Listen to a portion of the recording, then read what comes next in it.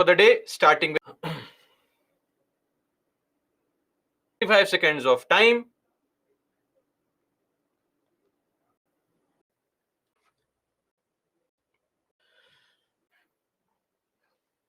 The slides at all, and the special majority is achieved whenever the removal impeached. Of course, moving on to the next question.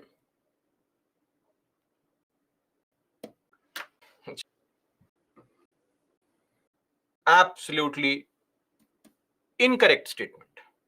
Then, removal process of judges of Supreme Court and High Court is the same. Yes, it is the same. Salaries, allowances, and pensions of judges of both Supreme Court and High Courts are charged. Tell me, what's the problem here? What is not charged on CFI? The salary of High Court judges is charged on CFS. Okay, so this is wrong. The advisory jurisdiction of the Supreme Court has to be presided over by minimum 5 judges is, of course, correct. 2 are right, 2 are wrong. Only 2. Moving on to question number 3. Which schedule? Third schedule. Second schedule is for the salaries. One is wrong. Any retired judge of Supreme Court of India can be called back to sit and act as a Supreme Court judge by the Chief Justice of India with prior permission of the President of India is absolutely correct. This is Article 128. Right? So 2 is correct. B, 2 only. Moving on to the fourth question. Court of Record. Article 129 for Supreme Court. Judgments are recorded for perpetual memory. They are of evidentiary value. They become facts. And Supreme Court has a power to punish for contempt of court is also correct. Both are correct. C, both 1 and 2. And last question for the day, ending on a nice winning note, means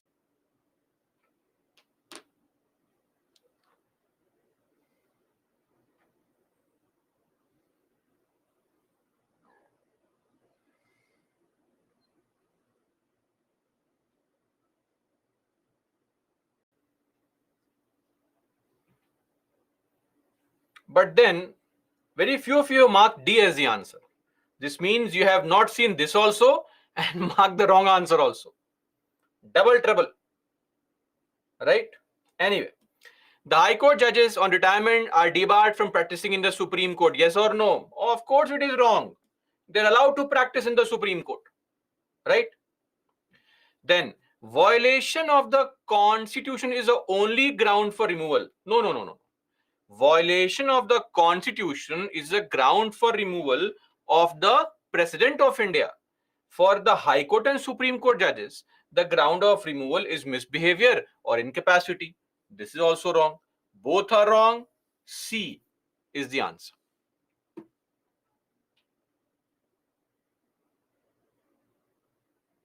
Are we clear?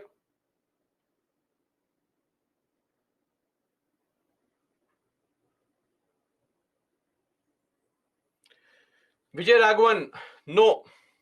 Article 124 clause 7 does not work for them because they are not made judges. They are only attending the court. Okay? That's it. We are done for today.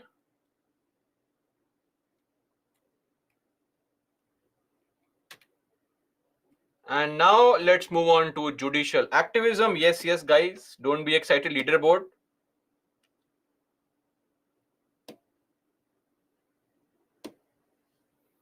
Oh, quite a few of you. Nikhil, Dudekula, Pedi Rajulu, Rashi, Neha, Poonam, Rahul, Jayashri, Karthik, Sushant, Govind Rajulu, Dinesh, Priyadarshini, Harsh, Bhavik. 15 toppers. What is this whole concept of judicial act? It's a philosophy. Think of it as a philosophy. compel, etc. Right? And there are plenty of examples on activism. In fact, today we'll start our discussion on the examples only of activism. Right? So, firstly, some recent examples. Say in the case of Kerala. In this particular case, the Kerala High Court gave a statement stating that the people need to be protected from these ferocious dogs on the streets. So what exactly has been happening across the country is that because people are emotional, so what they will do is that they will start feeding stray dogs, and these stray dogs become territorial, become aggressive, and we have seen cases of kids on the streets being attacked, etc. So a very good example was of Kerala High Court saying that state, please ensure that these ferocious street dogs need to be restrained, and people's life, the protection of it is your responsibility, right? Or in various cases, you'll see that the high courts ask the government to provide compensation to acid attack victims, like recently in the case of Uttarakhand High Court, where the High Court asked the government to not only pay compensation of 35 lakh rupees, but also to provide vocational training to the victim of acid attack. Okay? Then, when it comes to sometimes treatment of rare diseases, because a rare disease may not impact everybody. So when it comes to treatment of rare diseases, we found that the government quite logically gave this statement. The court, Delhi High Court, quite logically said that Government of India, let's do one thing.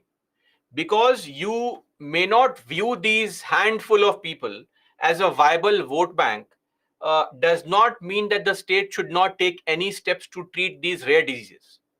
If funding is a problem, why don't you go for crowdfunding? Meaning, ask people to donate. And that money can be used in research and development for the treatment of rare diseases. See, giving advice to government on how to raise funds. Policy matters. Or in the state of Telangana, what had happened was that Telangana government cancelled 19 lakh ration cards without even conducting on-field verification. The idea has been the case that in our country, lot of people do get all these ration cards wrongly, right? And the very famous case where somebody photographed this person in Punjab who came on a BMW to take his food grains from the ration shop, the 1, 2, 3 rupees per kg food grains meant for the poor and deprived, coming in a BMW to take that ration. So the Telangana government cancelled 19 lakh ration cards. That's the problem. The court said, without conducting any verification, why have you cancelled those ration cards? Come on. Firstly, conduct on-field verification to establish the fact that the ration card has been obtained by an undeserving person, and then only cancel those ration cards. And also, a very innovative step in the direction of, say, environmental protection. So you have these great Indian bustards. Spelling is very important, please. Don't make a mess of the spelling. So these great Indian bustards, these birds, what happens is that when if you look at all these areas in, say, Gujarat, or say in the case of Rajasthan, they are trying to generate revenue through, they are trying to generate electricity through what? Solar energy, wind energy, etc. And to transmit the electricity, they use these transmission lines, the electric poles that you see in your cities. Now, in these desert type areas, these birds which fly are not able to sight the transmission lines. And then when they come very close to the transmission line, they are unable to change their course or path, and they collide and they die. So the Supreme Court directed the Gujarat and the Rajasthan governments to install bird diverters. It's a plastic box installed on the transmission line, just placed there. It's hanging there. Now the bird can see from far off that, oh, there is something there, and then they can change their course of flight. So these are things that the courts instruct the governments, right? Or a very interesting thing which happened recently was also in the case of Tamil Nadu. In the case of Tamil Nadu, one Senthil Balaji, he was made the minister without portfolio. I mean, he was a minister, but then because of the allegations and because of his custody, etc., the ministry was taken away from him, but the portfolio, but he was still a minister. Minister without any portfolio. No ministry allocated to him, but still being called a minister. Imagine today there is somebody who is a minister, and then he has some task to perform. The task is taken away, and still he is called a minister, getting all the perks, benefits, etc. It makes no sense. And the Madras High Court asked the CM to take a call immediately on this, right? The S. Ramachandran case of 2023, and rightfully said that the founding fathers of our constitution may not have comprehended the corrosion of good and clean governance to an extent that a person would be retained as a minister without any ministry, that too while in custody, right? Very strange, right? So the courts also give these statements where they try to keep a check on any undue discretion of the governments. These are all steps taken in the recent times, right? There are more such examples, but some of these examples that I mentioned here are sufficient. Okay, now, why have we seen a rise of activism?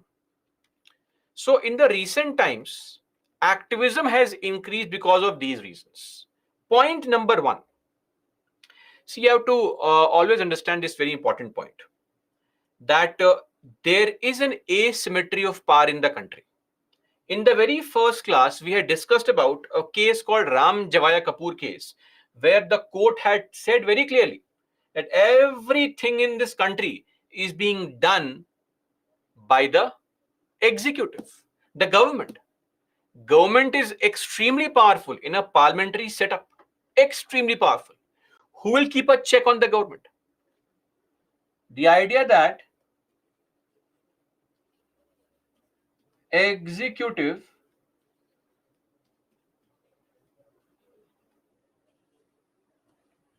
is extremely powerful.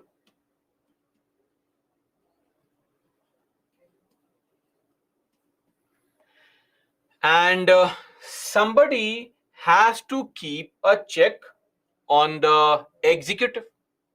So sometimes to remove that undue discretion, it is required.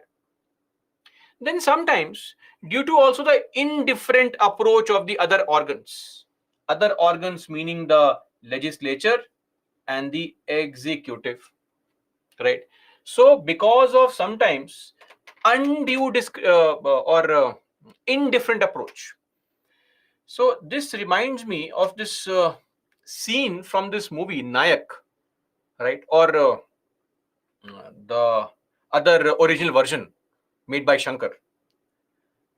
If you have seen the movie and you remember the scene where this actor Anil Kapoor or Arjun, he in the very beginning starts shooting the scene where the bus drivers and the conductors and the college students are fighting, and the entire city is burning, and the commissioner of the city has called the chief minister that, sir, what should we do? And the CM, what does he say? The CM says, don't do anything. Let people cry.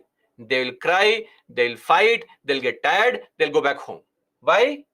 Because The bus conductor lobby is my vote bank. The students are supporting my party. They are from my caste group. This one is from my caste group. Don't involve anybody and don't get involved also. Let it be. Sometimes governments don't take action deliberately because whatever action you take may have some repercussion that will come to bite you. For example, the Sabrimala issue. Very simple. Now, in the case of Sabrimala, there are two ideas about it. Number one, don't allow entry of women because of a religious practice. Number two, allow entry of women because of equality. Now, there are people in the public who are supporters of either of the two point of view, the points of view. Definitely. Now, if I pass an order or make a law, come on, no entry of women, I lose out on all the progressive and the liberal voter, right? If I pass an order, allow entry of women, come on, then I lose out on all the voters who are believers in the faith and religion, who want that respect and the fine line being drawn between religion and the state. I lose out on them. So I'll remain silent. Simple. That's again a point where sometimes the courts have to interfere. Then, increasing awareness amongst masses. With the increase in the literacy levels, awareness levels, people are becoming more and more aware about their rights, so they are filing more cases. As simple as that. Now, globalization. World over, now this entire planet is a global village. We know what is happening in other countries, etc. And it's very clear. It is very, very clear that there are some very interesting developments along the human rights or in the field of human rights in various countries, right? And we should always be willing to learn.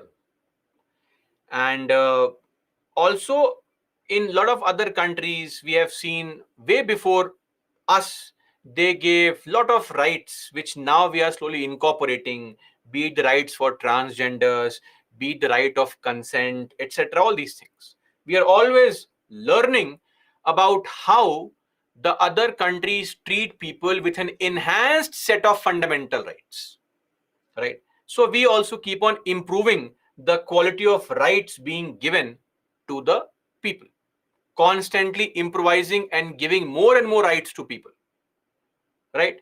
So some other countries knew that right to privacy is very important, but we gave that only in 2017 as a part of fundamental rights. Okay. Or something as recent as the idea of consent, the idea of marital rape is now being discussed in our country, that this is also a reality in the country, in the society, that these things happen, right? So these progressive steps are being taken and are under discussion, and sometimes courts instruct also decriminalizing homosexuality, right? In Western countries, it has been allowed since ages. So we constantly keep on progressing. Now, active media plays a very important role in making people aware, exposing the shortcomings of the government, the failure of the government, bringing that to light, taking that matter to the court, forcing the court to take a step, take a stand. Very important. And lastly, advent, the coming in of PIL. What is PIL? PIL stands for Public Interest Litigation. So what's this concept of PIL? Just to tell you in a very loosely, PIL is a judicial procedural innovation which relaxes the concept of locus standi. Now, what's the meaning of locus standi? It basically means, let us say your house has been robbed. Now, you will go to the police to file complaint, etc. So only an affected person can approach the court. If your fundamental right is getting violated, you go to court. What is my concern? Why should I be allowed to go to court because your right is violated? If somebody, let's say you belong to Maharashtra and somebody from Nagaland, his house is robbed, will you go and file a complaint to police that I read a newspaper that person's house is robbed? Come on, file a complaint. Of course not. Locus standi. What is your locus standi there? What is your personal interest there? What is your association there? Nothing. Then get lost. But it was realized that it may not always be possible for people whose rights have been taken away to approach the court. Maybe because of knowledge, because of resources, maybe they are too afraid. Think of an example where there's a case of, say, domestic violence, right? Now, when it comes to domestic violence, what happens is, let's say you are going to your house and your neighbor next door. Every day you're hearing some cries that the spouse beats the other spouse. It could be the husband beating the wife or vice versa. Anything can happen, right? Why to blame one gender only? Now, let's assume the husband beats the wife. Let's assume an example.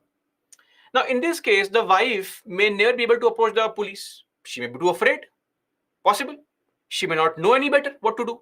The same can go for the husband also. So sometimes it may not be possible for people to approach the court. They may not have resources. Then how will their rights be upheld? So the idea being that the court will relax the procedural restrictions of locus standi. The court will not ask, you are not the affected party. Why have you come? I have come because the affected party could not come to court. He has no knowledge. So in PIL, what happens is,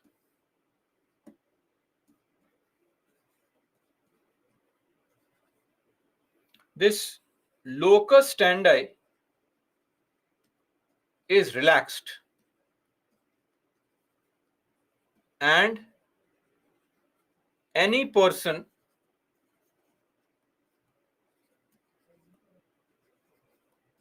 or group can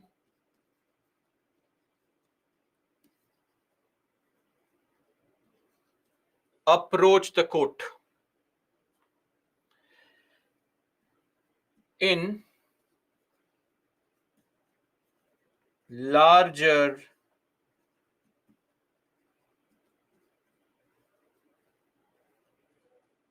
public interest. This is called locus standi. Are you clear? So the idea being that the courts have been able to relax the procedures, right? Party is not affected, may bring a dispute. Judge can initiate the proceedings on their own, right? Then sometimes the Supreme Court and High Courts also allow you to present evidences. So normally evidences are never presented in the Supreme Court and High Court.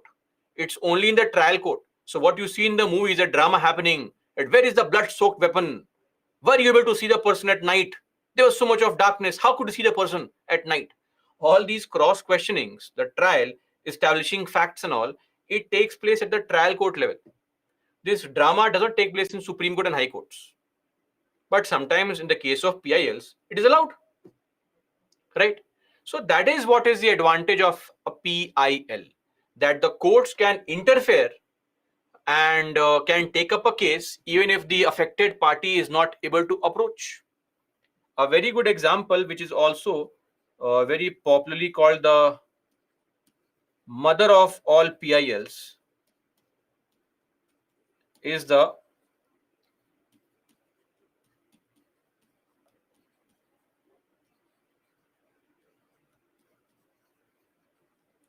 Husainara Khatun case of 1980. This case relates to prisoners languishing in jail, under trials in jail for years and years, Finally, the matter went to court. The court instructed all the jails and the executives there that send out, prepare a list of all those people who are waiting for their date in the court and make arrangements so that they get their dates as quickly as possible.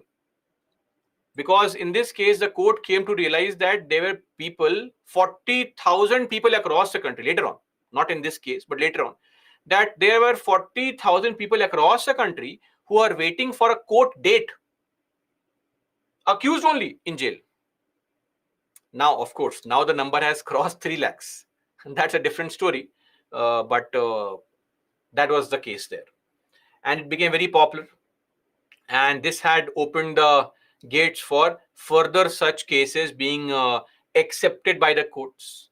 And if you have to attribute this to 2 judges, I would attribute it to Justice P.N. Bhagwati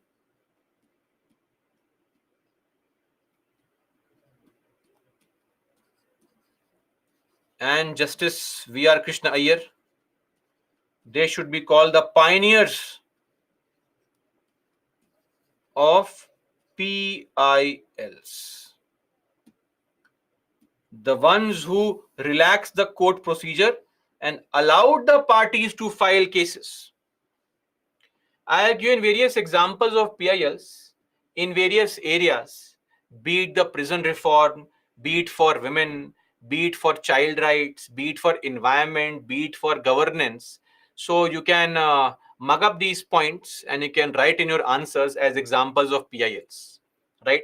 Like a few years back, a question was asked on environmental PILs. This time in the exam, a question was asked on women's rights. You can mention how the courts have also given various judgments and have tried to uphold women's rights.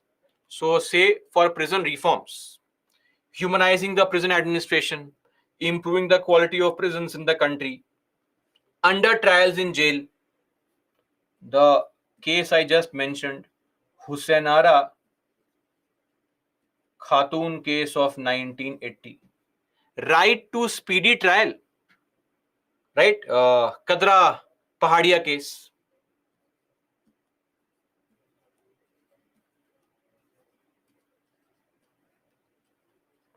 So all these are cases where the court has given instruction to the executive. Humane treatment of detainees. When the police detains somebody, please don't ill-treat them. Don't beat them.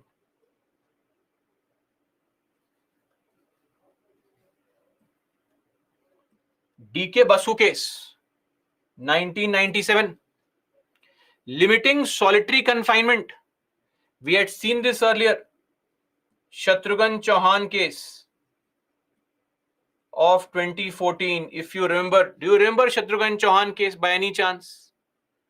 What topic? Clemency. Somebody had mailed me a couple of weeks ago that, sir, Shatrughan Chauhan case is of 1914. How? There is no Supreme Court in 1914. Why would you mail this to me? Despite very clearly mentioned in the slides, it's of 2014. Okay. Then avoiding excessive handcuffing. So handcuffing is actually not something that the police should do. See, a movie sends such a wrong message. In the movies, they always show whenever the police enters, handcuff, they bring the handcuff, right? But handcuffing is not something that is a norm. It's an exception.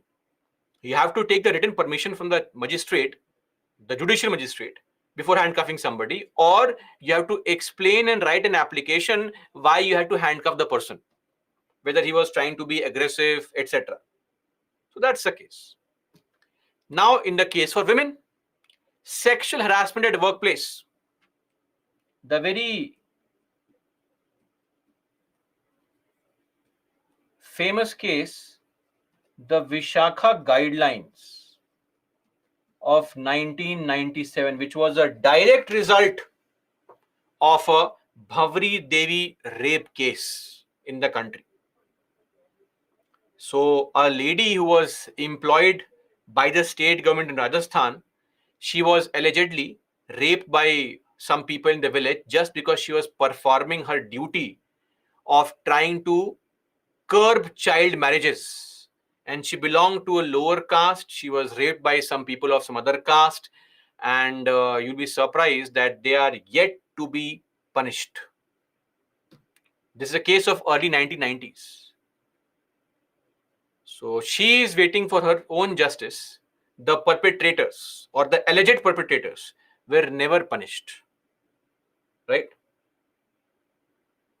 So that's the whole scenario. But anyway, because of this case, what exactly happened was that a very important element came to light, that we are all talking about the progressive nature of jobs, that now it should be more gender neutral. But if women are not safe at their workplace, where and how will more women come out and work, right? So guidelines were given called Vishakha guidelines, and this was to ensure that every organization, public, private, semi-public, every organization has to, that there are some rules and regulations in place to prevent harassment of women at their workplace. In fact, till 2013, Vishakha guidelines were the only guidelines in the country. It was only we have to know the sleeping or the conscience of our ministers and the conscience of our politicians only awakens when a big case happens. So it was a Bhavri Devi case which forced the court into taking an action, and then the Nirbhaya case in 2012, which forced the parliament to make a law. Finally, in 2013, the law was made by the parliament. That law is called the Sexual Harassment of Women at Workplace Prevention, Prohibition and Redressal Act 2013. That's a silly and sad state of affairs of our politicians, that it takes some excruciating damage to an individual to wake them from their sleep and slumber. But now we have a law in our country, but still this is what is, that law is still called Visha guidelines. That's how popular these guidelines are. Or the nutritional and feeding norms for women. So for lactating women, breastfeeding women, it's very important for them to have a balanced food, etc. So again, instruction from the courts to ensure that they get some special care. Then inheritance of property rights for women, that has come from court judgments, right? The equality in property rights. Then one very weird situation in our country, not in our country only, it's there as a problem everywhere. One-sided lovers. And the movies have taught all this nonsense, that it's okay, right, to chase somebody, to harass somebody, right? It's okay. It's okay to change your name and get a false identity and chase an individual. And these are cult movies. So a very similar cult movie, I think, is starring the legendary actor Madhavan, both in Hindi. I think the Tamil version, I don't remember the name of the Tamil version, but in Hindi it is Rehna Hai Tere Dil Mein. What was that? It was a stalker movie only, right? Frankly, I mean, with all due respect to the fun and frolic. So, and then what happens? People, Minnale in Tamil, yes, absolutely correct. I think Jyotika was the actress, if I'm not wrong, or maybe Trisha, I don't know. So the point here is that these people, see, in the movie Kabir Singh, they are showing that the person is still clearing college, etc., doing great and drinking every day, still maintaining a fit physique, looking amazingly nice on screen. In reality, that will not be the case if you drink like that, right? And conducting operations and all. People watching Kabir Singh will go out and start drinking immediately. Movies have impact, right? Oh, Reema Sen in Minnale. Okay. My bad. So the point is, that because of these things, people take their no, I should not disrespect anybody's feelings and all, but if you are going to do all this, then you don't have any feelings. Then people will have this kind of tagline: if you can't be mine, you can't be anybody else's. Have you heard of this statement made by some enthusiastic one-sided lovers? And then what do? You throw acid on somebody's face, right? And you destroy this person's entire life. Recently, there's a case in some northern part of the country where this guy actually burnt a girl alive, burnt her alive, and was smiling, standing near her burning. And the worst part is, in the media and on social media, people were debating about whether he was a Muslim or a Hindu. I mean, that is a real debate, right? Whether he's a Hindu or Muslim. Imagine the priorities of our country, sadly. So, in 2006 only, the Supreme Court had given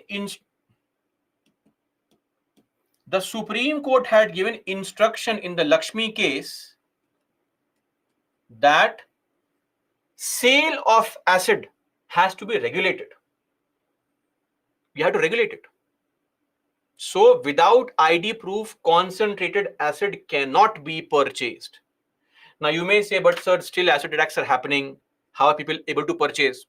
Supreme Court can only give a judgment. Whether it is being implemented properly or not is better left for the government to decide. Now what can we do? It's just like I can tell you to revise. I can't revise on your behalf, right? The idea is that you can take a horse to the pond, you can't make it drink. Simple. Then, separate police lockups for women. We have seen various situations where the police would try to keep the women detainees in the same lockup as the male detainees. So, Supreme Court came down heavily on the executive that this should not happen. Sheila Barse case, it was an 83 case, not 87 case, where this judgment came. So you can use all these in your answers. Then child rights. These are landmark cases. These are not some generic kind of cases happening. Yes, Chhapak movie is based on that story only of this lady, what she had to undergo, played by, I think, Deepika Padukone. The movie did not do well because of Deepika Padukone's, I think, participation in the Shaheen Bagh protests, if I'm not wrong. Okay, so now child rights. As far as child rights are concerned, establishing juvenile courts for under 18 with trained officers. Very, very important that trained officers are there to look into the what? Cases involving kids under 18. They need to be treated with a lot of sensitivity. Okay. Then preventing child labor. So one of the country's legends who also won the Nobel Prize, that is not the reason for him being an amazing person, but the reason is that his organization, Bachpan Bachao Andolan, has saved lakhs of people, lakhs of kids' lives, right, by saving them from child labor. Kailash Satyarthi, right? And I hope you all know who is Kailash Satyarthi. You should know, right? He runs this NGO called Bachpan Bachao Andolan. Of course, we would know him because of he getting the Nobel Prize, sharing it with Malala Yousafzai. But anyway, so kids not being allowed to work in circuses through Bachpan Bachao Andolan case only. They filed a case. Thankfully now we don't have circuses only.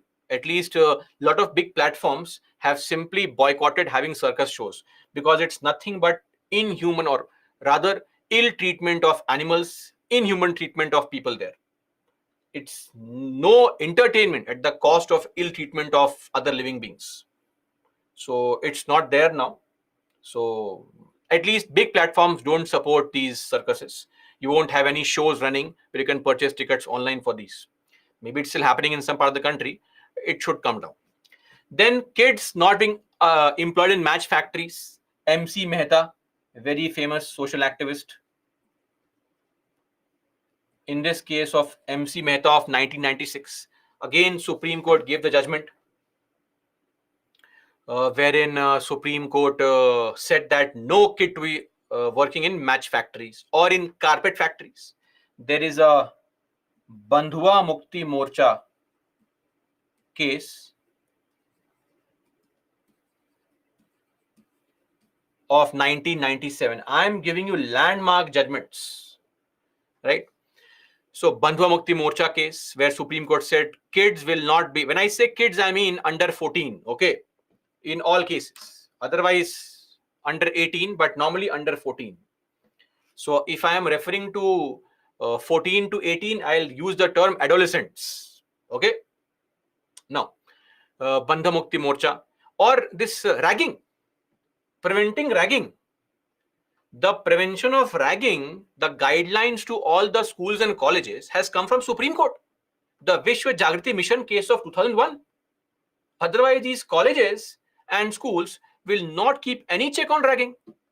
I mean, the amount of trauma a kid will undergo for his entire life because of ragging. It's very important to keep a check. Yes, we understand there should be a healthy relationship, fun and frolic is okay, but not at the cost of targeting somebody. That is what is the collective conscience of the people, that they form groups and they start targeting an individual. And what he or she undergoes is they are scarred for life, right? So some of us may have an amazing school time memory, not them, who have been scarred for life. So it's very important. I think there's a movie made on this concept only. I think Table Number 21, starring Rajiv Khandelwal, Paresh Rawal and all. So, Sardarni, what is ragging? Oh, that's a good thing actually. It's amazing that you don't know what is ragging. This means that maybe in your school or college, it is not happening. When seniors come and disturb you, harass you, that would be called ragging. Simple. Then in the area of environment, so in the there are too many movies on this in South. Really? Name some movies, Bhagya. Let's see. What movies do they have? Okay. Healthy environment. Supreme Court has said that Article 21 now talks about Article 21 also includes right to healthy environment. It's not just right to life, but right to healthy environment, right? So this is Article 21, and this was the Dehradun quarrying case of 1988, where Supreme Court said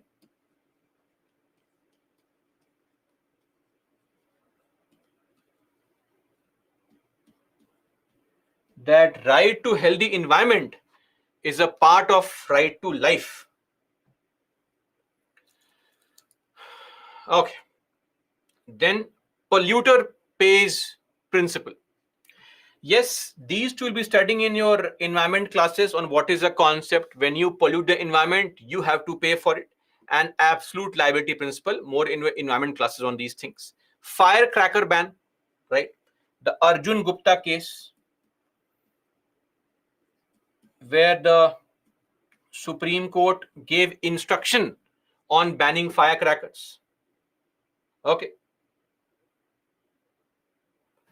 Then BS4, Bharat stage. So again, this will be something you will be covering in your environment classes. Bharat stage. What are these things?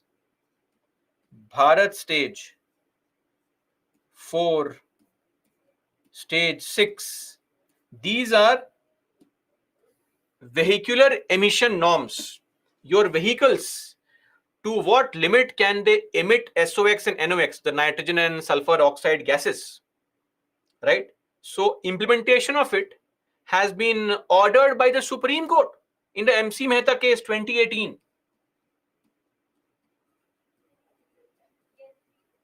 Clear? So you can see that Supreme Court interferes and gives these orders on various topics. Then in the case of governance, there was this case of PUCL only. It was only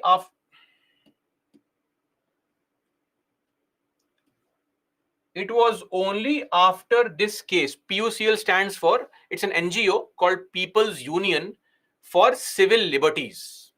In the PUCL case, it was in this particular case that the Supreme Court said that every person who has to contest elections must give their criminal antecedent, criminal history. How many cases are pending against them? How many cases have been filed against them? All these things have to be mentioned, right? So that's there. Beyond that, appointing SITs. What is SIT? Any idea? What is SIT?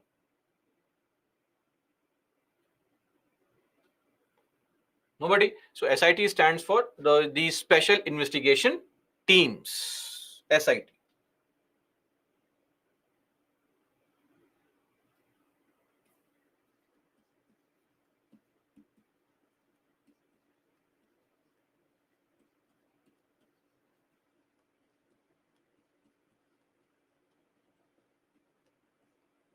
Then appointment of Barkha, Google search for it now. PUCL stands for People's Union for Civil Liberties. Okay. Now, appointment of CBI director, their tenure, etc., or the ECI members' appointment, etc., all these have come through Supreme Court judgment. The Vineet Narayan case, you'll be studying more about this in your governance classes, of 1997, or the case this year only, Anup Barnwal case, where the Supreme Court said that the appointment of ECI members will be done by a committee, not by the government on its own. Same goes for director of CBI. So these are numerous PILs filed in this regard with respect to what? With respect to the or in the area of governance, right? Okay. So my advice would be mug up at least some examples of from all these topics. It's very, very likely that a question can come. It has come. It will come again. Mug up some points. You can simply write them in as an example in your answer, and also some latest recent examples. These examples would suffice for at least next 2 to 3 years. Clear? Okay. Now, what is the positive implication of these things? Positive implications. Vaibhav, no prelims question would come from this topic largely. It's a more of a mains oriented topic. Needs proper elaboration. So that's how it is. See, first things first, it prevents undue discretion in administrative decisions. Government will always work for vote bank politics. They may take any random decision without even going into details of what is issue, concern, etc. A very good example is Maratha reservation.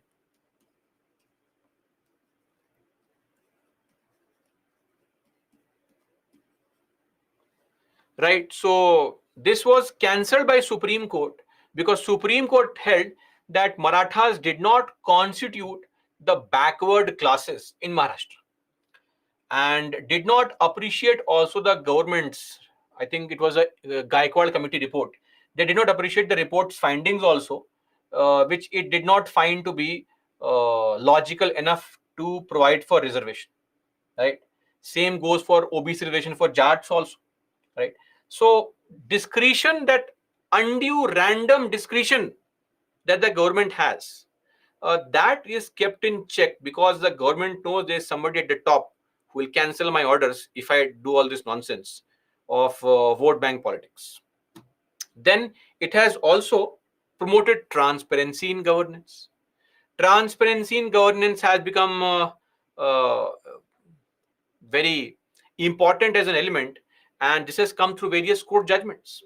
Simple example being declaring the criminal antecedents. As I said, the criminal antecedent, criminal history, education qualification.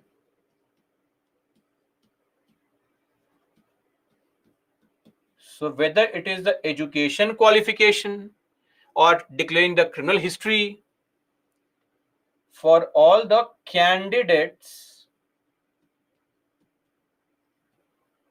contesting elections.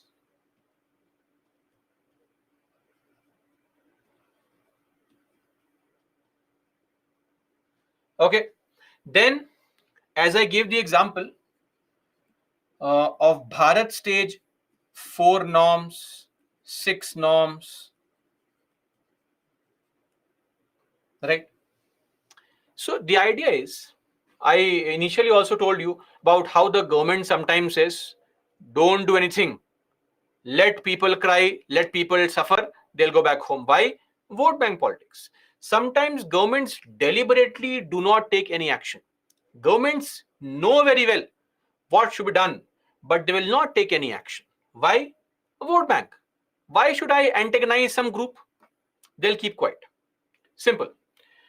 Automobile sector needed some revamp, because what is going to happen is that when it comes to these emission, so for those who have no idea what is all this, don't worry, you'll be studying in your environment classes. It is not for the polity class to discuss the Bharat Stage 6 norms of sulfur oxide emission and nitrogen oxide emissions. Environment class. I'm just giving an example. Now, when it comes to the Bharat Stage 4 and 6 norms, the idea being that all these automobile companies, if you have to change the emission by your vehicle, it requires what? It requires changing the engine as well, which may lead, which may require lot of input costs being increased, because you have to change the entire setup.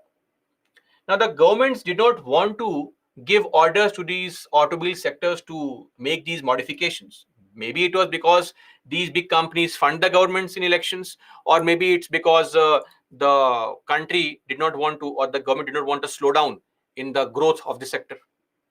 They kept quiet. Finally, court said, come on, by April 2020, all vehicles have to meet a set standard of emission. So now the government said, sorry, what can we do? The court is saying we have to implement it. They keep quiet, right? So this is there. Or the decriminalization, or even Sabrimala. The Sabrimala case, where the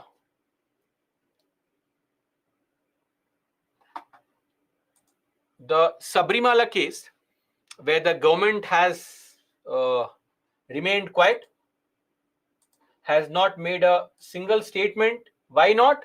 Why to antagonize any group? Keep quiet. Let the courts decide. Then, it has also helped in striking the balance between inherent values of the constitution and the changing times. A very good example is the widening scope of Article 21. If you look at Article 21, so for those who do not know what is this Article 21, Article 21 is a part of fundamental rights, which is called right to life and personal liberty. Meaning, your life and liberty will never be taken away without following a procedure. Does that mean that you have just live survive somehow? Of course not. Right to life means way more than just living. Right to live with dignity, right against public hanging, right to privacy, right to reputation, right to speedy trial, right to timely medical treatment, right to education, right to or right against solitary confinement. All these are now a part of Article 21. How? Supreme Court over the years has kept on giving judgments to widen the scope. Everything is now covered in right to life. So this is because the courts keep on interfering, pushing the boundaries of these rights. To give you a simple example, uh, in the MTP Act, the Medical Termination of Pregnancy Act. So in our country, or anywhere for that matter, abortions in most places is not something legal or something to be done legally. You have to seek medical help, and that is the right way of doing things. Now, in the MTP Act, uh, it talks about married women getting abortions. Now, the court held that with changing times and circumstances in society, it is not always the case that a married woman will only get pregnant, right? So, in the recent judgment, the court held that in the MTP Act, married women will also include unmarried women, widening the definition of that word. We always have to keep in touch with the changing circumstances and evolve accordingly. That's why we say that the evolution process is never complete. We always keep on growing. We keep on improving.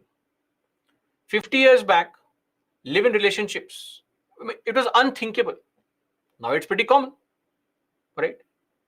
50 years back, intercaste marriages, interreligious marriages, unthinkable. Now it's okay. We always keep on improving ourselves. Some years back, animal sacrifice was okay.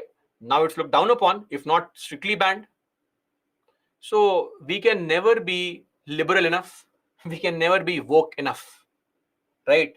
Every coming generation is going to find the older generation too conservative. That's how it is. We find our parents conservative. The kids in the school days, they find us conservative. Simple. So that's there. Then it has also helped checking government inaction in areas of environment, in areas of police reforms, corruption, electoral reforms, all these areas. When governments will not take a step, the courts will interfere. And finally, it has also played a complementary role with respect to parliament. As I said, the example of Vishakha guidelines,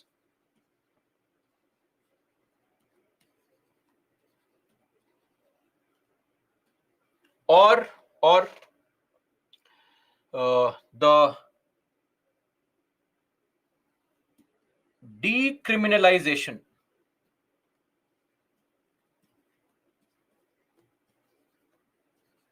of homosexuality.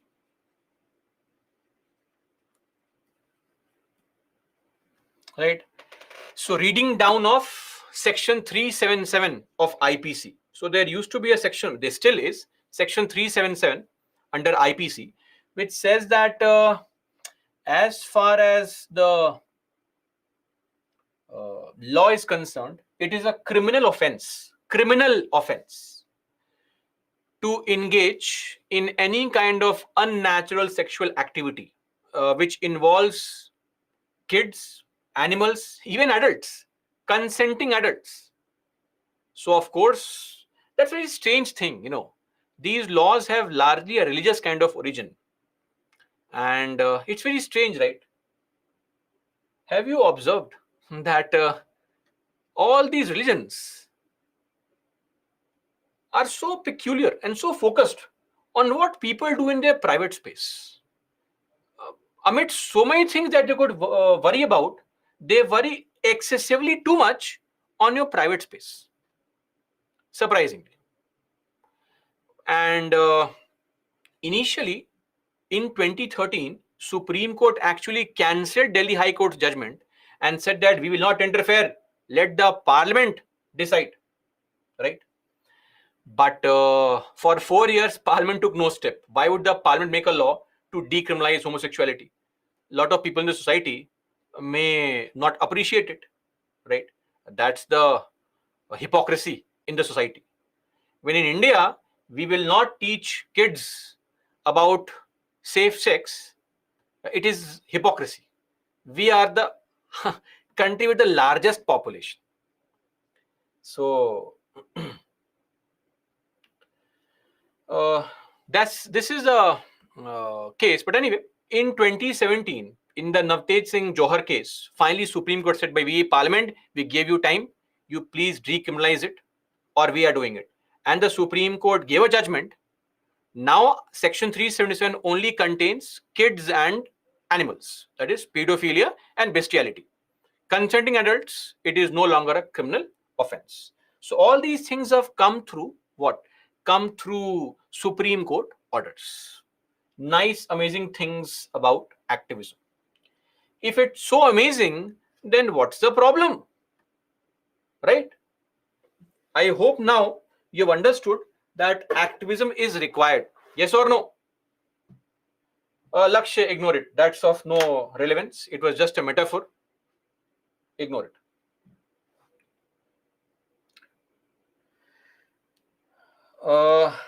Okay, fair enough, fair enough. I fully agree with your enthusiasm that yes, it is very important. Let me just focus on or bring to your attention some other important elements. So recently, all those people, now I know some of you are believers in religion or spirituality or God, it's totally your choice. But I hope you'll all agree on this one point, that there should be a minimum age for marriage. Yes or no? I mean, kids getting married just because my religion says so, now that may not be correct, right? Anybody, even the ones who believe in religion. Recently, Ashwini Kumar Upadhyay, one petitioner, he had gone to court to file a case that there should be uniform marriage age. Irrespective of your personal law, the age to marry should be uniform. And it is so silly that for other cases, a kid under 18 has no right to give consent. But suddenly, if my personal law allows for it, I can marry a kid under 18. Right? So, Supreme Court dismissed it, saying, no, Parliament will decide.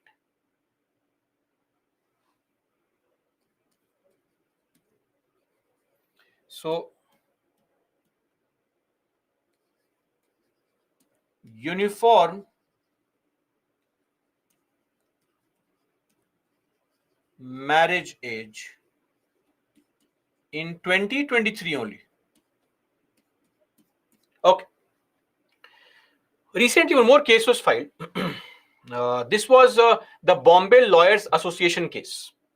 In this case, these petitioners were seeking the court to give instruction that there should be some cool-off period. So immediately when you retire as a post of a judge, so when you retire from the Supreme Court, of course, you're not allowed to practice anywhere in the country. That's a very good point.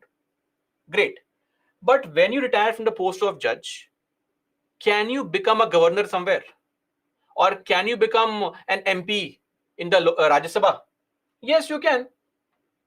Yes or no? You can. We have examples. Now tell me something. S. Abdul Nazir, he gave a judgment in the Ram Janmabhoomi case. He gave a judgment in the demonetization case. And in both cases, gave a judgment in favor of the ruling party, which the ruling party wanted. On his retirement, he was made the governor of Andhra Pradesh. Now, we are not questioning S. Abdul Nazir's judgments. Maybe he's a great judge. But again, the same old story. Justice should be seen to have been done. If you are giving judgments in the favor of the ruling party, and then immediately you are made or given a very important post, then how will people feel, or what will go in the minds of people? That maybe there is some kind of quid pro quo. You scratch my back, I scratch yours, right? You help me out, I'll help you out. This is a concern, right? So the association went to the court saying that we're not questioning S. Abdul Nazir's appointment, but what we are saying is that there should be some kind of cool-off period, that after you have retired as a judge for say 5 years or 10 years, you should not be given any kind of appointment from the government, whether it's a post of governor, the post of MP in the Rajya Sabha, etc. Supreme Court said, sorry, we can't interfere in all this. Of course, it was to keep a check on their power in future.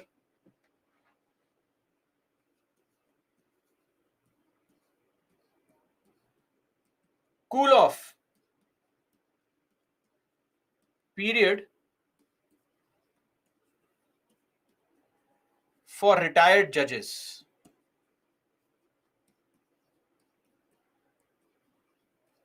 To take posts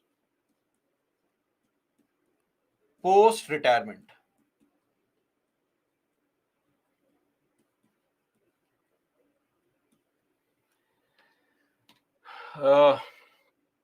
See, or mind you, there are a lot of cases which are still unheard. For example,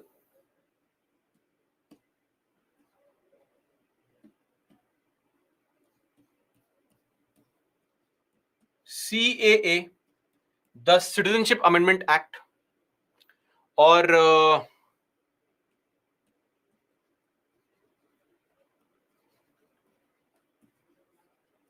Shaheen Bagh protests,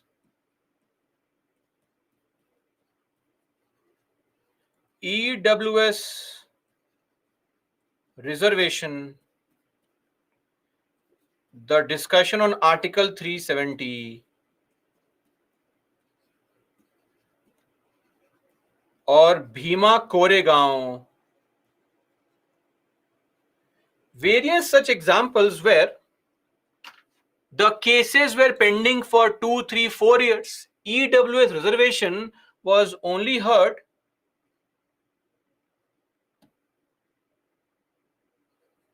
in 2022. Article 370 only now. Delay in taking up important cases, right? Further, just to draw a parallel here, on one hand, the courts don't have time to discuss CAA or Article 370 or the Bhima Koregaon. Bhima Koregaon was this issue between the Dalits and the local people in Koregaon, because this in your history class you'll be studying about the Third Anglo-Maratha War. Under that Third Anglo-Maratha War, there is this Battle of Koregaon, where the British Army defeated the Peshwa, Bajirao II. Now, of course, the British Army, what is British Army? British Army largely comprised of the Dalits there. So Dalits see this as their own victory against the others. And in 1927, Ambedkar had gone to this place. So Victory Pillar is there. So a lot of these Dalits went there to celebrate, commemorate the victory. And the localites did not like it. Protests happened, fight and all. Cases were registered. Some people jailed. Yes, of course, people like Stan Swami was jailed. Surendra Gadling was jailed. Sudha Bhardwaj, Kabir Kala Manch.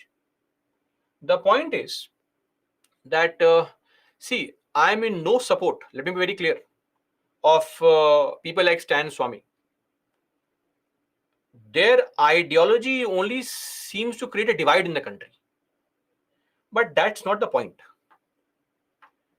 Whether you appreciate the communists in the country or not, you have to understand that today the government might suppress their voice and you can sit and laugh, but tomorrow it'll be us. So frankly, these pseudo left-wing liberals will never stand up for you, but it's okay. We have to stand up for the rights of everybody, whether we politically align our views with you or not. That is not our concern here. Stan Swami, 80-plus-year-old person, died in prison. Why? Threat? What threat is he causing now? Person is suffering from so many diseases. The court had no time to look into his petition. Why? Because the court is very busy in discussing Arnab Goswami's plea.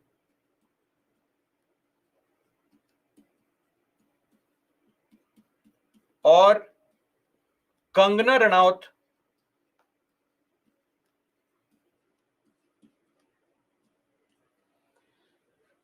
are able to understand what I'm saying. Sometimes you will find that the court takes no action on very important matters. Sometimes there is complete inaction or delay on the part of court in important cases. And sometimes there is over enthusiasm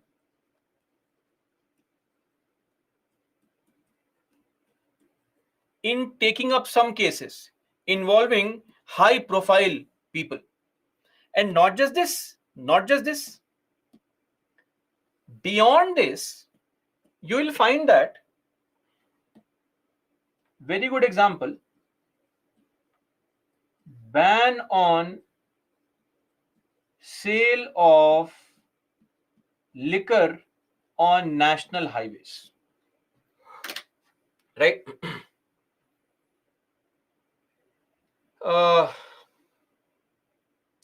The point is that ban on the sale of liquor on national highways. Where is the data? Supreme Court said that within 500 meters of range of the highways, liquor will not be sold. Why? Because Supreme Court believed that people are drinking and driving and it causes death. Where is the data? There is no data. In fact, around 65 to 70% deaths in the country happen due to overspeeding, not drunken driving. And it can largely be attributed to poor condition of roads. This is government's data, 2020 data, NCRB data, 1.33 lakh people died in the year 2020. Normally, it's around 1.5 lakh deaths that happens every year on the road due to road accidents. 1.5 lakh people die every year. In 2020, it was a pandemic time, so lesser people, 1.33 lakh people. 60% can be attributed to what? To overspeeding and poor condition of roads. The point is that there is no proof anywhere that drunken driving causes maximum accidents. So unnecessary interference in the executive domain, number one. Number two, firecracker ban. Initially, when this ban was given, what happened?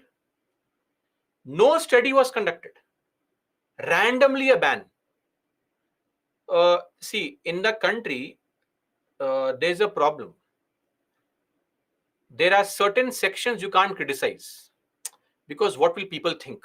It's like going below the belt kind of thing. So that's a very standard provision in comedy also. You can never make fun of people who are deprived sections. In our country, farmers in general are suffering. This does not make them right always. So stubble burning is also a reason for high levels of pollution in Delhi and neighboring areas. So that also needs to be checked. Okay. So when the court gave a ban, there was no study conducted on what is the contribution of firecrackers, what's the contribution of stubble burning, and firecracker ban on one festival. That is wrong, but on the 1st of January, it's okay. Then there is no harm. So without conducting studies and all, if you give direct bans, that is not appreciated. Later on, study was conducted and then ban was given, etc. That's secondary. Then I gave the example in the previous class also. Mandatory playing of national anthem in theaters. Now, please tell me, especially those who believe in religion and stuff, that whatever religious verses you read, there is a decorum, place, time, etc. to recite those verses, right? National anthem is not a song. It's not sung, okay? It is always performed. Demonstration of the anthem. And how would performing a national anthem in the theater elevate its status? Imagine you play the national anthem. After the anthem is over, some Imran Hashmi movie starts playing, right? Or some movie with full of crassy dialogues and violence and sex scenes, etc. How is it improving the respect and decorum for the anthem? You're just making fun of the anthem also by doing all this. People have come there for entertainment, let it be. And if at all you want the anthem, let the government decide where to play, how to stand, not to stand, etc. So courts trying to act like who is the real nationalist? Oh, government, no, we are better. This is our judgment. So are you on this bandwagon of populism now, that to gain popularity you'll give any kind of judgment? Problem. Look at this collegium. What is this collegium case? The collegium system, where you have completely freed yourself from any external control, denying executive any role in the appointment of judges. No country has this. What is this obsession? Right? Or sometimes courts make very weird kind of remarks. See, if we in our drawing and living room discussion make a remark, it is okay. I mean, no problem. Nobody knows. But judges, when they make remarks full of exasperation, people may misinterpret those remarks. Couple of years back, in Tamil Nadu, in the Tamil Nadu elections, one candidate, M.R. Vijay, he filed a case saying that in Karur constituency, that a lot of people did not turn up to vote and all. Election Commission did not organize the booths properly, and Election Commission is responsible because of pandemic. There's a problem. Madras High Court said that Election Commission, the officials should be booked for murder charges for not maintaining safe distancing norms in the polling booth and during elections. Booked for murder charges. And statement out of anger. Now, when this statement was made, Election Commission of India, so Madras High Court, so Election Commission of India issued a public letter, said it is not our duty to maintain safe distancing norms in the entire state. It is the duty of the State Disaster Management Authority. It's your duty. It's your responsibility. Now, SDMA came out. SDMA said, no, while elections are going on, it's the duty of ECI to take care of all such things. Now, they both are fighting. Madras High Court is sitting and enjoying. Let them fight. Recently, there's a case involving this woman called Nupur Sharma, when she made a statement on one news channel. Now, see, we won't get into the statement's details and stuff.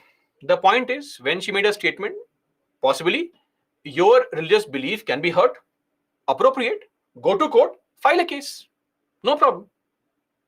Don't take law in your own hands. Because of that, there were cases of beheading in the country.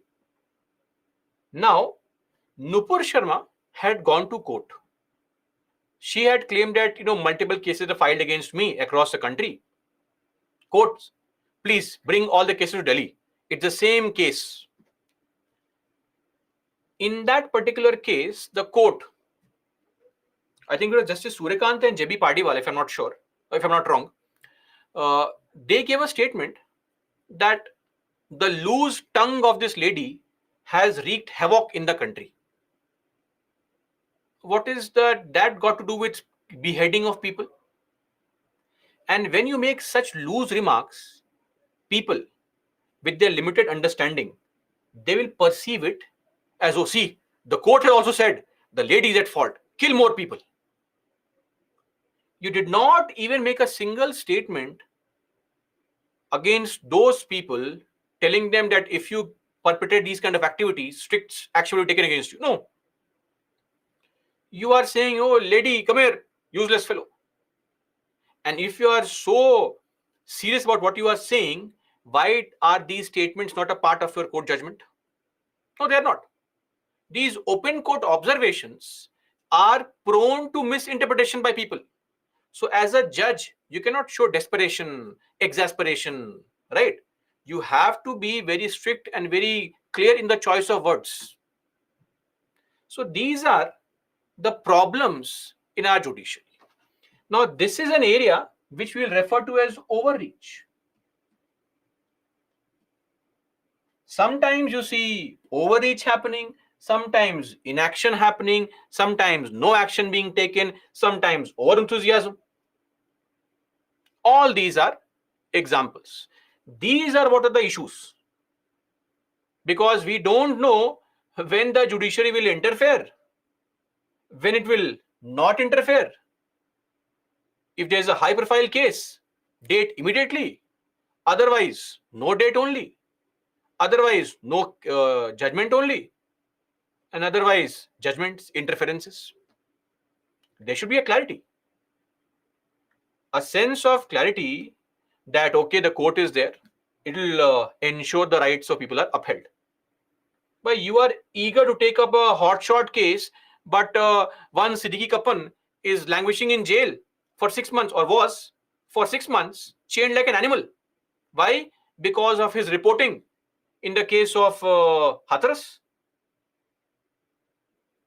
How is this fair? So these are some concerns, issues. But sir, as we know, such high profile cases are dealt by more than one judge, then even if he's biased, there are other judges too. Sir, what is the point? What is the point of the statement? Lakshya, so but think.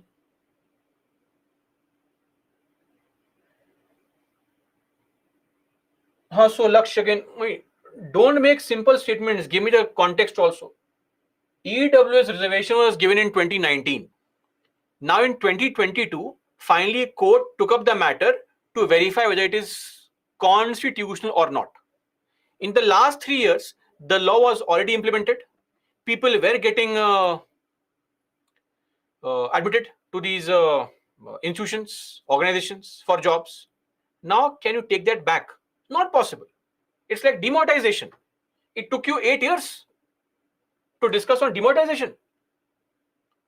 Now, even if you find demonetization wrong, let's say you find it wrong, what can you do?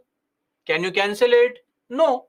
So if there's too much of delay, then the problem is that the courts can do nothing about it. Okay. Abhishek in reservation, not right now. Yes, Shargun, BCCI also.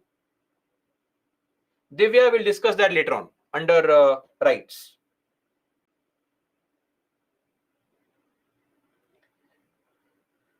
Yashi, file a petition. Simple. So now the issues. First things first, it of course is a clear-cut example of violation of separation of power. Of course, it violates the separation of power without doubt. Because now judiciary interferes in the domain of executive and legislature. Number one. Then think of a simple example. When you are or when your day-to-day action is scrutinized a lot, you may not be willing to perform the task properly.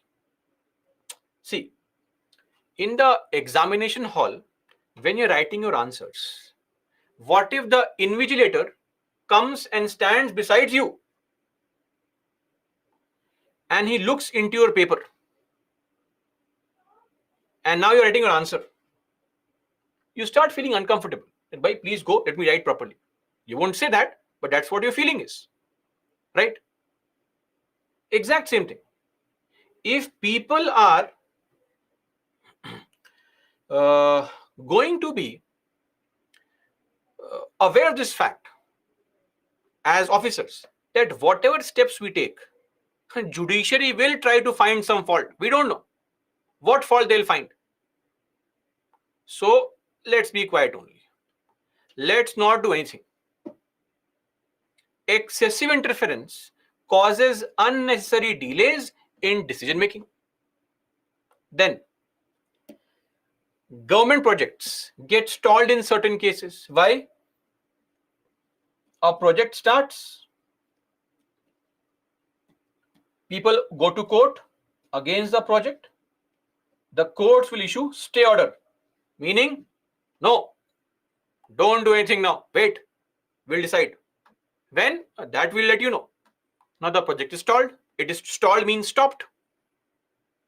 It's waiting now.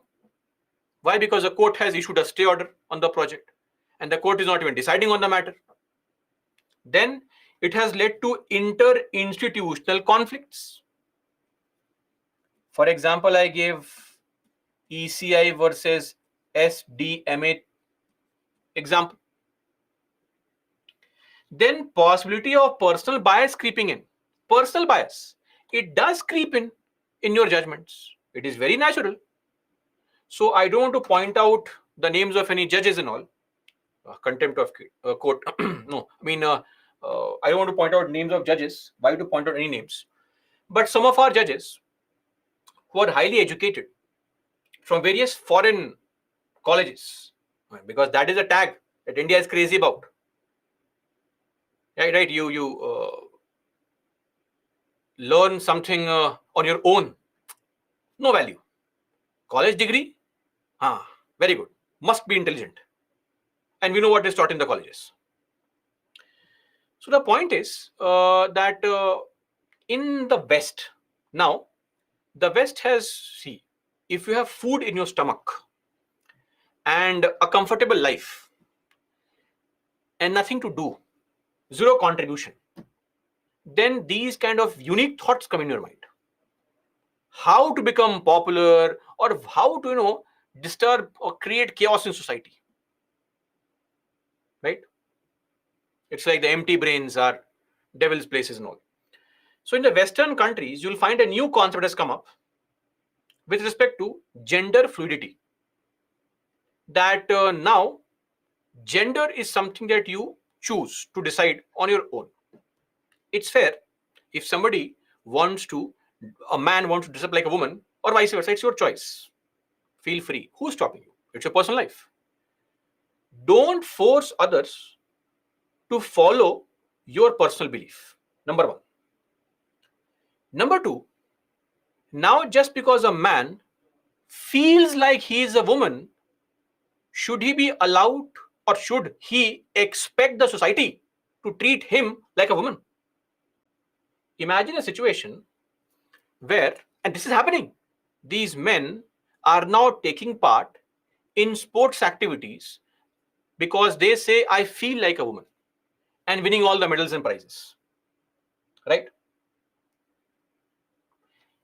Our judges are very eager to say that gender is a very fluid concept. Great, amazing. We should ask these judges, are you okay with one simple scenario? A male who claims that he is a female, are you okay with that male to be sharing a washroom with a 6-year-old girl child? And if things go wrong, then who is responsible? We have to understand that when you make all these statements and push society into thinking all these things, it's your personal bias. Maybe you have that great understanding, right? Larger public may not. That's a big problem. So we have to always question these people that when you give all these suggestions, what can be a possible ramification of it that don't think of? So yes, personal bias, a very, very important element. And that is very, very natural, which will happen. One more thing, problem of knowledge deficit. Knowledge deficit. Example, technical matters, religious matters. Judges give various kind of judgments on religious issues. Are these judges theologians? Do they have some degree in religion? No, but still they do. In our topic rights, fundamental rights, we'll discuss this, that the courts in our country decide what is essential to your religion, what is not. The courts decide now. They have no knowledge of religion, frankly. Some of them may not even be practicing a religion. Technical matters. Imagine a case goes to court, issue between two companies, say Qualcomm and MediaTek, Snapdragon processors. A case is filed. The court asks, what dragon? Chinese dragon? They have no idea. So you may not be an expert in everything. You're experts in law, but you may have limited knowledge in other matters. So there again, you have to restrict yourself. Also, polycentric issues. Polycentric meaning involving multiple people or multiple groups or multiple stakeholders. Example, if you are launching and let's say a factory or an industry, setting up an industry, so many multiple groups are involved. Government of India is there, government of state is there, the local bodies are involved, the people are involved, people who will get employment, people whose land may be taken away, right? Then we have the NGOs involved, and of course the MNC, which has launched the project. So many stakeholders are involved. Now, courts are not places where discussions happen in the terms of, arriving at a common ground. Courts are adversarial places, meaning A versus B. A wins, B loses. B wins, A loses. That's what's a verdict. That's a judgment. There is no common ground. A common ground can only be achieved through discussions, mediation, conciliation. Courts don't allow for all these things. A is right, B is wrong. Done. Get lost. When you have so many stakeholders involved, it is very, very important to have deliberation, to have discussion. Courts are not places where discussions take place in this form to arrive at a common ground. Courts can give you a verdict. Who is right, who is wrong? In such cases, nobody is right and wrong. There are multiple points of view. That's a problem. And lastly, abuse of PIL. We have seen the nice side of PIL, that when the lawyers file PILs, just last topic, I will take a break. When the lawyers file PILs, amazing things happen, right? Great things happen. Judgments come, upholding rights of individuals. Not always. What is a PIL? Please initiate my legal career. Paisa income litigation. That is what PIL has become now, right? Popularity litigations. You just want to become famous. There are thousands of lawyers struggling. I want to become famous. The jolly LLB type lawyer. Of course, There are two types of lawyers, one this and one this. That's a reality. And lawyers want to keep on filing a case until they become popular. Some case which will bring them to popularity. Recently, there was this law student. Harsh Gupta was his name, a name not really important. Just last in July, he went to court filing a petition that all the provisions of all these laws that are there in the country, which are not gender neutral, like in the entire constitution, you'll always see the word he or maybe chairman. He says, replace all these. My lords, give a judgment, cancel all these laws, replace them with gender neutral terms. The court rightfully said, go and study. Don't waste time. Whether it is he or she, we know it's all gender neutral only. But since this kid has free time, goes and files the case. And the court warned him, better focus on studies. Don't waste your time. Or a very famous example of this Shrikant Malushte. This was the national anthem case where this fellow went to court saying that the Indian national anthem infringes on Pakistan's sovereignty. Punjab, Sindh, Gujarat, Maratha. Punjab, Gujarat, Maratha, India. Sindh is in Pakistan. Then the Home Ministry responded, etc., saying that this Punjab, Sindh, Gujarat, Maratha is with respect to the culture of these communities. And the petition was dismissed and he got a scolding. Or just recently, there was a punishment given. One lawyer wanted the court to give a judgment on caste system and phasing out reservation. Reservation removal.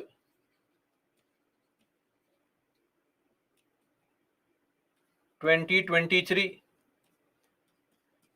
He had gone to court saying that, my lords, please give a judgment that we should reevaluate the caste system and we should cancel reservation in a few years. Again, court punished him, imposed penalties. What penalty? Per case, 25,000 rupees fine. Or there's a very interesting case of Rajiv Dahiya. There's an NGO called Suraj India Trust. This NGO filed 64 PILs in 5 years. Every year or every month, they'd go and file a case. Every month. All petitions dismissed immediately. After 5 years, finally, in 2018, the court said, sir, enough. Now we have to impose punishment.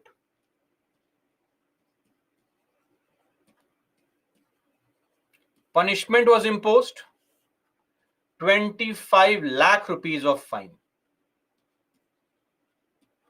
So nowadays, courts have become slightly more aggressive with respect to imposing punishments. But yes, abuse of PILs also happen.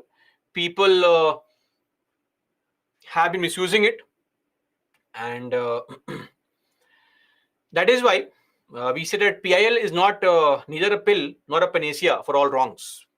And there have been recent times, at least in the recent times, increasingly instances of abuse of PILs. We have to re-emphasize also the parameters within which the PILs can be filed and the parameters based on which the PILs are accepted by the courts. See, there are always two sides to a coin.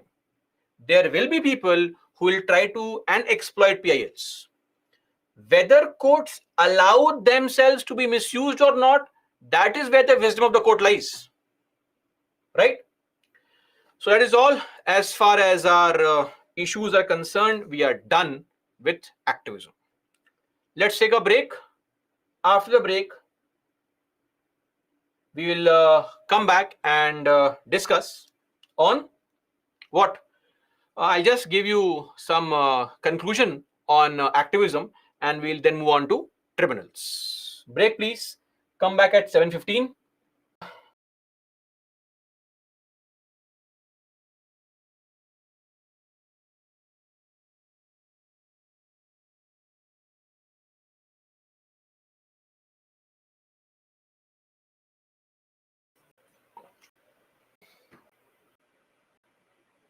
H when up. Supporters are can be wrong also. So that kind of on a who are entitled to receive free legal aid. Free legal aid. Mention that. Assess the role of NALSA in rendering free legal aid in India. Mention their functions.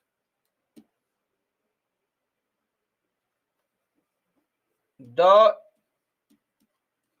eligibility, function plus contribution plus examples.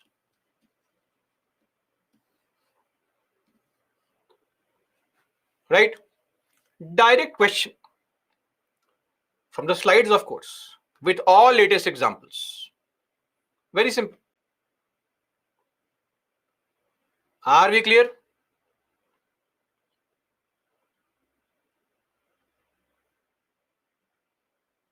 Kamlesh, you can mention that point. But the limitation is 150 words. Don't overdo it. Okay? I hope this question will be answered by everybody. Please write, and guys, please write your answer and send to target IES at Byjus. Clear? And please write answers in a proper format. Don't make a joke out of it. Writing answers in lines in your diary. I mean, how difficult is it to get an A4 sheet paper and get margins on both the sides? Is it that difficult? You can get these kind of things online on Amazon, Flipkart, etc. UPSC answer booklet. Okay. So please write answers in this format only. I had mentioned all these things very clearly in the case of our answer writing discussion. Jatal, the best thing would be to write about the purpose of NALSA only.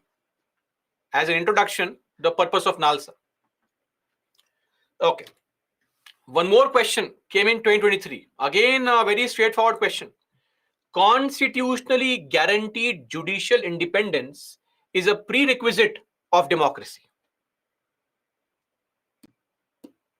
Judicial independence, that too constitutionally guaranteed. Now, I don't want to boast about it, but have we not seen a slide on judicial independence? Yes or no? Including a separate slide on those provisions which are there in the constitution to ensure independence. Right? What can I say? And when I say please mug up the slides properly, they'll be of help. You still claim, no, sir, that book, this book. So sometimes the most basic thing is what is a requirement which you don't fulfill. Right? So, see, understand, I also respect this fact that some of you want to get more and more knowledge. It's an amazing thing. But you are here for a purpose. And the purpose is to clear UPSC. Collecting knowledge your entire life is there. In these 2-3 years, please focus on preparing for UPSC only. Okay? Now, constitutionally guaranteed independence is a prerequisite of democracy. Democracy, majoritarian government, rule of majority, right? It is very, very important that we have an independent judiciary. Need of independent judiciary. So mention the needs. Also mention that we have constitutional provisions to ensure that independence. And in the conclusion, please mention suggestions also. To further ensure independence, especially of the lower judiciary, improving their infrastructure, right?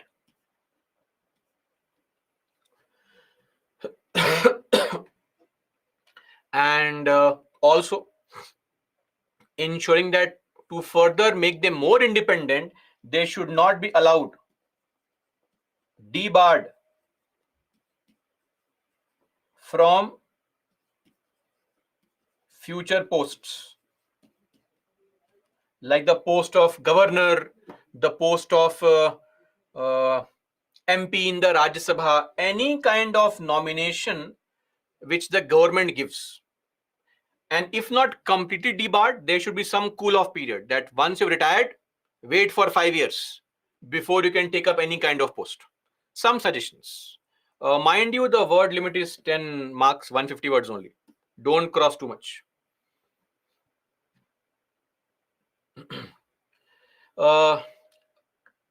See, and one more thing, when you're writing answers, the more important thing is to always write more points. Don't explain more, write more points. So less of explanation, writing in short bullet points only. So if you write in bullet points, you will save on words. So you can add more points. Never explain. Always try to replace articles with the entire statement. Okay? Kavya, PIL is a form of activism. PIL, yes, is a form of activism, of course. PIL is a reason for activism rather than a form of activism.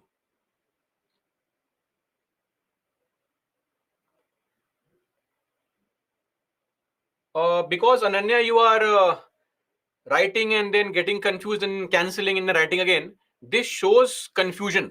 If you scribble too much, then you write something. No. This scribbling shows confusion, lack of clarity. So we have to avoid this scribbling. Practice. Keep practicing, Ghulam Mustafa. Yes, Anum, it's okay. In most cases, it would be okay. Good presentation is a culmination of a nice introduction, to the point body, and a very brief conclusion. That's called good presentation, including neatly presented with proper spacing between words and all. Satyapal, not really required. Nancy, this is something we cannot stop actually. So for that, I'll give you some points. This one. Yes, you can look at the PPTs and write answers, no problem. But start writing answers. It's okay. Look at PPTs, revise it 10 times, and then write the answer. Now, don't copy from PPTs. Read the PPTs 5 times, 10 times, and then write the answer separately. Simple. Google search for it, no problem. But write the answer separately. Venu, read more editorials. Yes, madam, always. Satyendra, as many as you can remember. Simple. The more you can remember, the better it is. Now look at this question. Judicial legislation is antithetical, opposed to. What is antithetical? Opposed to the doctrine of separation of powers as envisaged in the Indian Constitution. Judicial legislation, meaning judiciary making laws, is opposed to the separation of power concept. Of course, legislature makes laws. Why should judiciary make a law? But it's okay. In this context, please justify the filing of large number of public interest petition, meaning PIL only. Praying for issuing guidelines to executive authorities. Very simple, straightforward question. In the intro, talk about judicial activism, but don't use activism, use the word legislation from here. Okay, once it's done, in the body, talk about how it violates separation of power.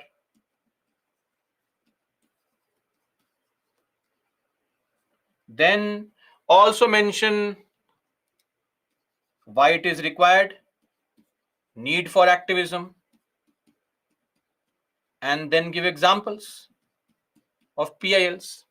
Examples should be of two kinds. One should be those landmark cases, old cases, and the current few examples.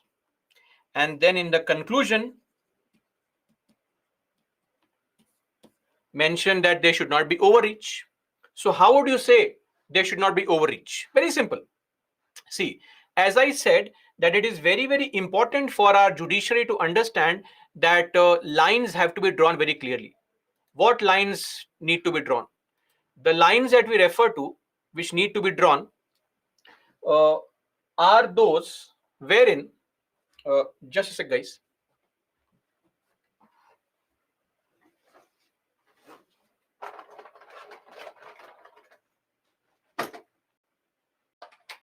Saying, when we say that we are going to talk about judiciary, the idea is very, very simple. And what's the idea? The idea is that if you have to impose restrictions on judiciary, what do you do? Number one, there should always be judicial restraint that the judiciary has to show on its own. Number two, judges have to be extremely cautious not to make random and vague remarks, because if you make vague remarks in open court, it is susceptible to misinterpretation by people. Number three, never ever, or rather refrain from criticizing the other organs a bit too much. Because if you over criticize the executive, the legislature, people start losing faith in these bodies, right? See, I'll give an example. If we here say police is corrupt, the bureaucracy is corrupt, it's okay. But if a bureaucrat comes out in the public and he says, I am suffering, all bureaucrats are corrupt, imagine the despair in the minds of people that look at this fellow, a bureaucrat saying that they're all corrupt. So people in the position of authority, if they show desperation and exasperation, people start worrying a lot. That should be avoided. And let me tell you, there should never be judicial governance. No judicial governance. Governance is a part of government. Let them do it. Please, no judicial governance at all, because always understand, misdirected enthusiasm is never consistent with impartiality. If you are over enthusiastic about something, you will never be impartial. You will always be biased. And that's the beauty of it. The strength of judiciary lies in understanding its limitations. That is where the strength of judiciary lies, right? So this is with respect to judicial activism and the conclusion. Clear? Yes, Soyab, no problem. See, Abhishek, and for others, some of you may say, sir, right now you are saying antithetical means opposed to, but in the exam, I'm hearing this word for the first time. See, one thing is that you can also make out the meaning of these words. And second is, you have to improve your vocabulary in general also. That's why I constantly keep on telling you, please read editorials on your own. But if at this point of time also you are relying on somebody's explanation, I'm not sure how your comprehension skills are developing. So it'll take some time, but reading these things on your own will also improve your vocabulary in general. Clear? Okay.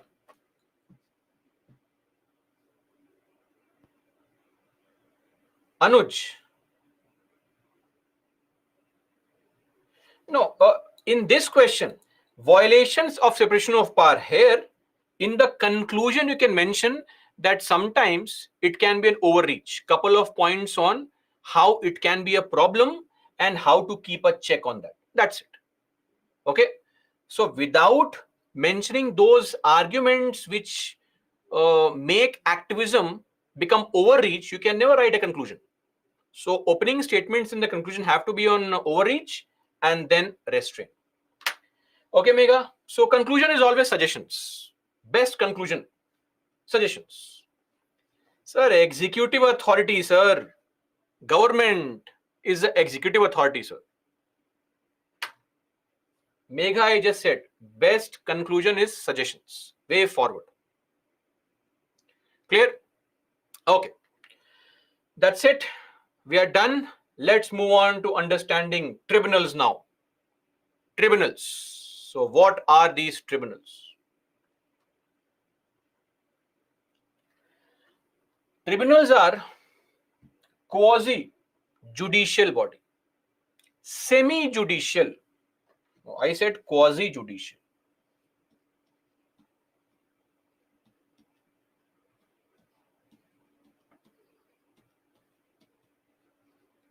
Semi-judicial.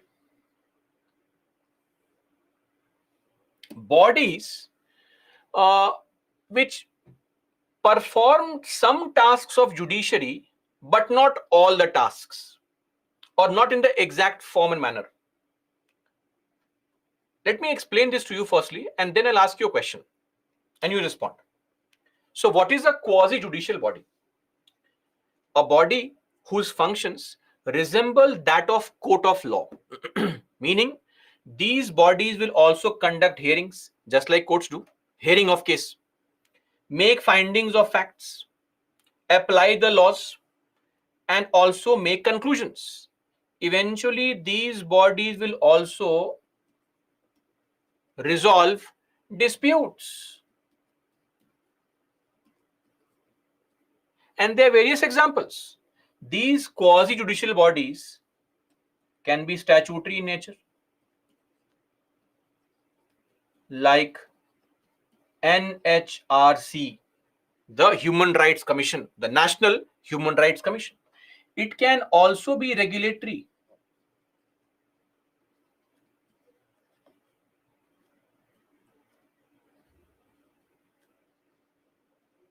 SEBI, Securities Exchange Board of India.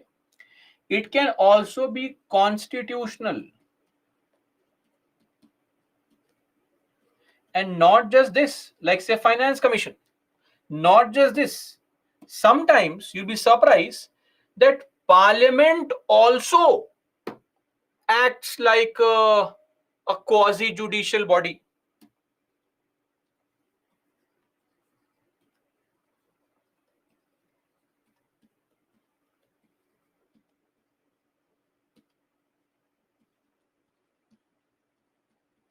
Tell me, any example of a situation where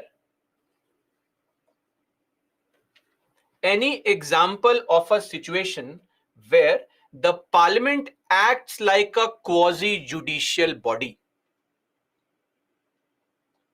meaning it will conduct hearing, making finding of facts, applying laws, resolving disputes, imposing punishment. Absolutely correct for most of you. The example is Article 61, impeachment process. Yes or no? When you are impeaching the President of India, are you not conducting a hearing? Are you not making findings of facts on how the President supposedly has violated the Constitution? Are you not applying the laws on him? Are you not drawing conclusion and then resolving the problem that, oh, he has done some wrong, removed from post, punishments?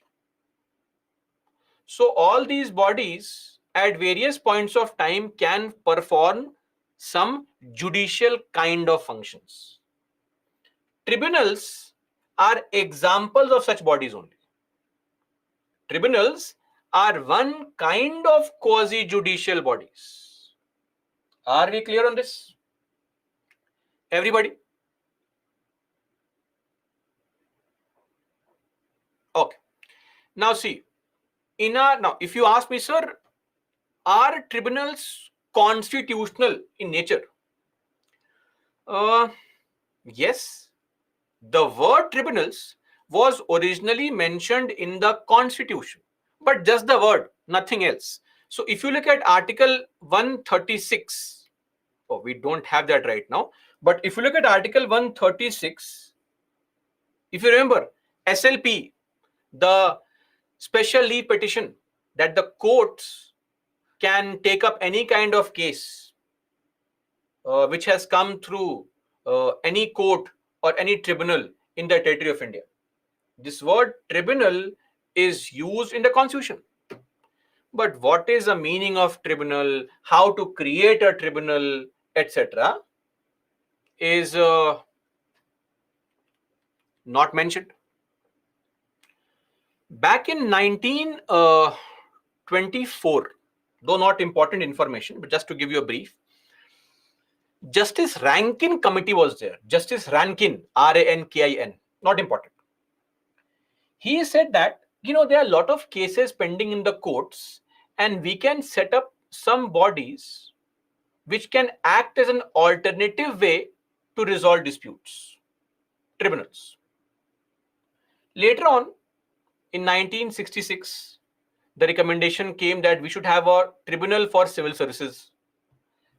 Then this 58th Law Commission report happened in 1974. Then this Justice J.C. Shah committee report also was there. So many committees kept on recommending that we should have tribunals in our country. Why, you may ask? Why do we need tribunals? Why do we need such kind of bodies which partially perform functions of a court? See, you have to firstly understand the advantage of a tribunal. Courts are places where you have controlled fact finding and controlled application of laws. You have to follow laws properly. CRPC, procedures are followed, lawyers have to be hired. I cannot go today and argue my case in court. That is not allowed only. Not allowed. I have to mandatorily hire a lawyer. If I cannot afford one, I'll get a lawyer. But I cannot fight my own case. When I am submitting evidences, I have to inform everybody that I am going to submit a new evidence. So what they show in movies, that people submit evidences, entire court is shocked. A new witness has come in the court. From behind the court, he is walking, and people looking at the back, all stunned. This is good in movies only. In reality, any evidence you submit must be informed to the court prior to your submission. You can't surprise a court. You have to tell any document you submit, a copy has to be given to the other party. These procedures are followed. Indian Evidence Act. Right? It takes time. There's a delay because of all these things. Procedural aspects cause delay. Then courts may not have a lot of knowledge on technical matters. Right? Judges, experts in law, not in the technical matters. So what we have thought of is that we'll have authorities outside the court system which will interpret and apply laws. No problem. When the government's laws are challenged through formal cases, suits, case, or other established methods. Advantage: provide inexpensive justice, quick justice, fast, and to also unburden the judiciary. The already overburdened courts, some cases can be sent to these courts also, or so-called courts, or partially courts. And of course, increasing technicality of governance. For a simple matter, say the issues of environment. Now, the courts may not be experts in environmental matters. So there's a separate body called NGT, National Green Tribunal, formed in 2010 only. This body looks into any and every kind of case dealing with various laws being violated. For example, if there is any violation of, say, laws on air pollution, for example, right? Or if there's any violation of the Forest Conservation Act, if there's any violation of the Water Prevention and Control of Pollution Act, if there's any violation of Environmental Protection Act, if there's any violation of the Biological Diversity Act, we have a body comprising of 10 to 20 experts who can give a more informed verdict than the judges, because they are experts in the field of environment conservation, etc. Right? Same goes for TDSAT. What is TDSAT? Telecom Disputes Settlement Appellate Tribunal, to settle disputes with respect to telecom services. So these are factors. And what are these quasi-judicial bodies or tribunals? Tribunals are an example of a quasi-judicial body. Very good. Of course, we know. Secondly, it is not a court of law, but enjoys some of the powers of a civil court. What is the power of a civil court? The power of civil court is to call any person from anywhere to become a witness.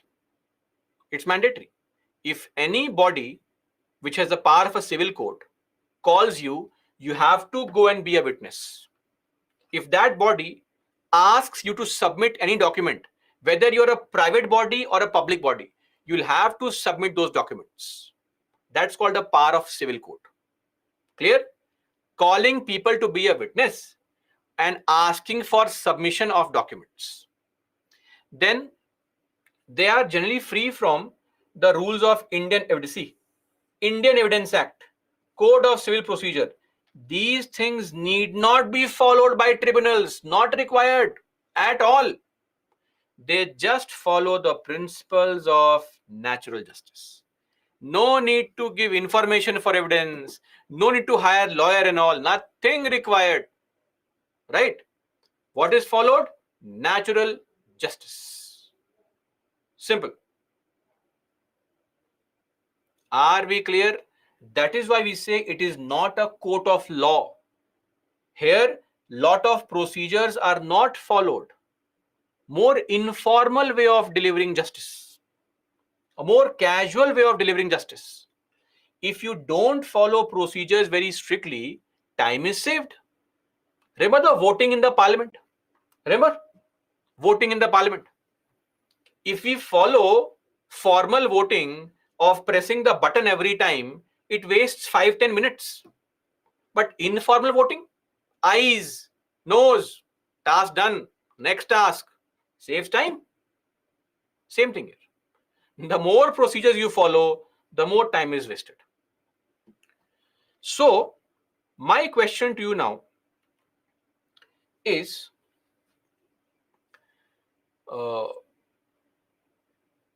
let me draw a diagram and let me ask you what you would.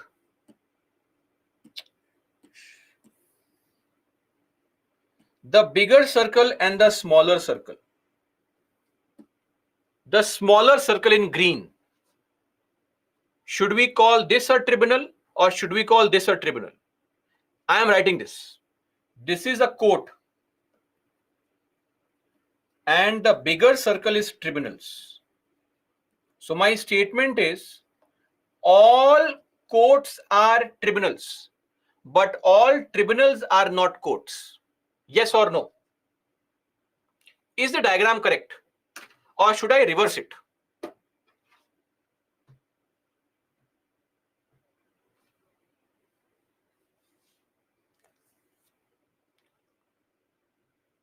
Reverse it.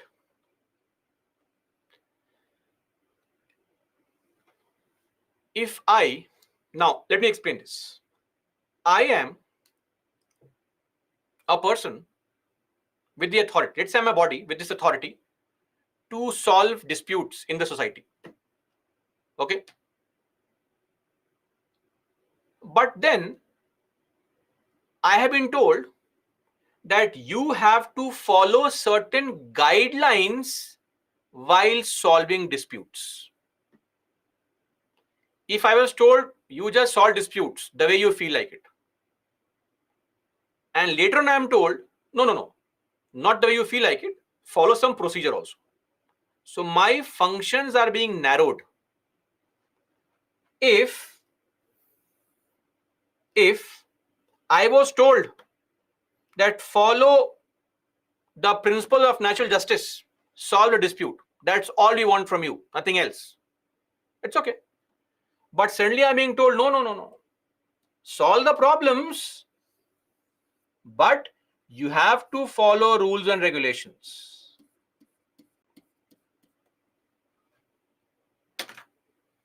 Now tell me, is this diagram correct or not?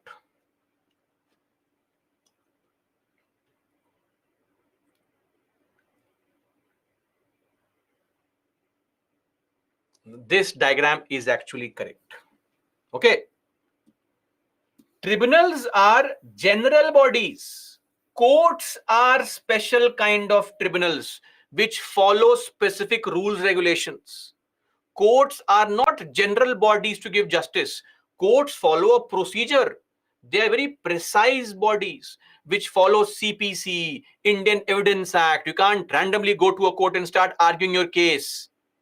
Courts are very precise bodies which follow proper regulations, proper procedures.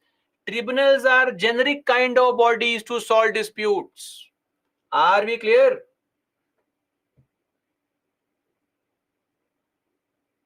Everybody? Okay. And this is a statement of Supreme Court only. So I am simply quoting a Supreme Court statement that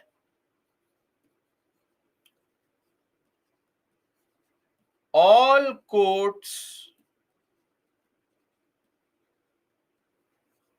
are tribunals, but not all tribunals are courts. In the Kyoto Holohan case, 1992, Supreme Court gave this statement. Are we clear now? Okay. So tribunal is a very generic body, actually. So because we already have very precise bodies to give judgments, we wanted some more casual, informal bodies. Okay. So courts are a very specific kind of tribunal. Okay. So this is there. Now, in our country, we did not have any way to create tribunals. Right? In 1976, based on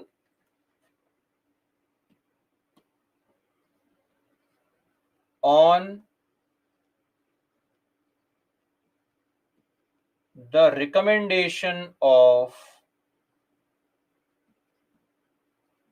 Sardar Swarn Singh Committee report,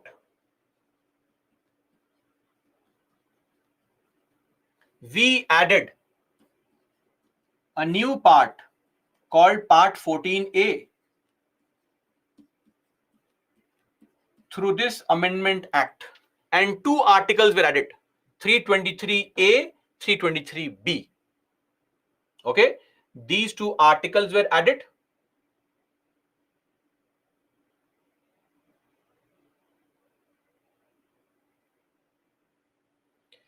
And what is the content, we'll discuss shortly. Pooja, all the courts are part of tribunals. Okay, please understand, I think two of you are getting confused in the jurisdiction of courts. No, don't go there. Please remain within the basic understanding of what is the purpose of a court. Okay, if you go by jurisdiction, then we'll have to bifurcate courts into Supreme Court, High Court, etc. Then there'll be a complication uselessly. This is a very generic definition given by Supreme Court only, right? A Supreme Court only. Simple. Don't go by again other parameters. The more parameters you add into it, the more complication it develops. Just understand the simplest of this statement, that in general, tribunals are bodies which perform the task of providing justice to people. Courts are those specialized kind of tribunals which follow exact rules, regulations, procedures to provide for justice. That's it. In this sense, courts are actually a very unique kind of tribunals which exist. Are we clear? Now do you understand this? Please remain in this context of understanding of the difference between the courts and tribunals. Don't add unique elements to it, because if you add other elements, then we'll have to further bifurcate. That'll be a problem. Okay. Now, what happened exactly in 1976 was that the parliament made 2 articles. Mind you, 2 articles were added. Article 323A was added. And what did this article say? This article said that parliament by law can create a tribunal.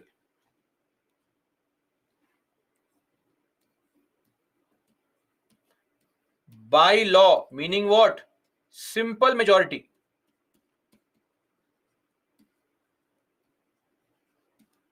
Can create tribunal. Okay, can create. So in 1976, tribunals were not created. The option was given to create tribunals. Okay. But tribunals for what? Tribunals for administrative matters.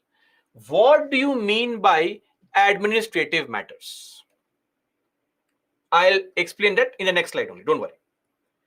And one more article was added called 323B, where it said that parliament or the state legislature by law can create tribunals for other matters. What is that? Other matters could mean matters of taxation. Other matters could mean matters of environment. Other matters would mean matters of industrial disputes.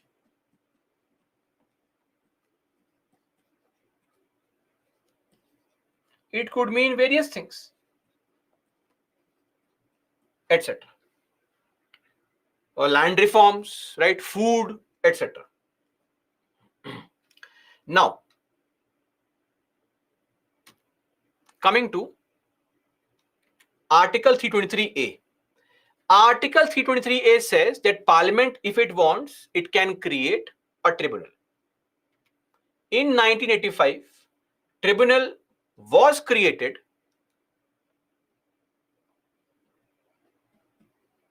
under the provision of Article 323 capital A. So what kind of tribunals were created? We created CAT, C-A-T, at the central level. This was for central government employees. SAT at the state level for state government employees, SAT. And if at any point of time you have a JAT, maybe 2 states come together to have a common recruitment, which does not happen in our country, JAT can also be there. Now, what will this CAT and SAT do? So let me just clarify now that these bodies are meant for you. All those people here who cleared the examination, whether you become a state government employee or a central government employee, in future you may face lot of problems. The problems could be with respect to your salary, with respect to your pension, with respect to your recruitment, with respect to your transfers, with respect to your promotion, with respect to your retirement. What else? Any kind of problem that you face in your job. If you feel your transfer is not being done properly, it's irregular. If you're not being promoted, if your seniority has been taken away, if your salary is not being given to you, for all such issues, if you are a central government employee, you please approach the CAT. If you're a state government employee, please approach the SAT. Are we clear now? So tribunals are bodies created under the provisions of the Constitution. Clear?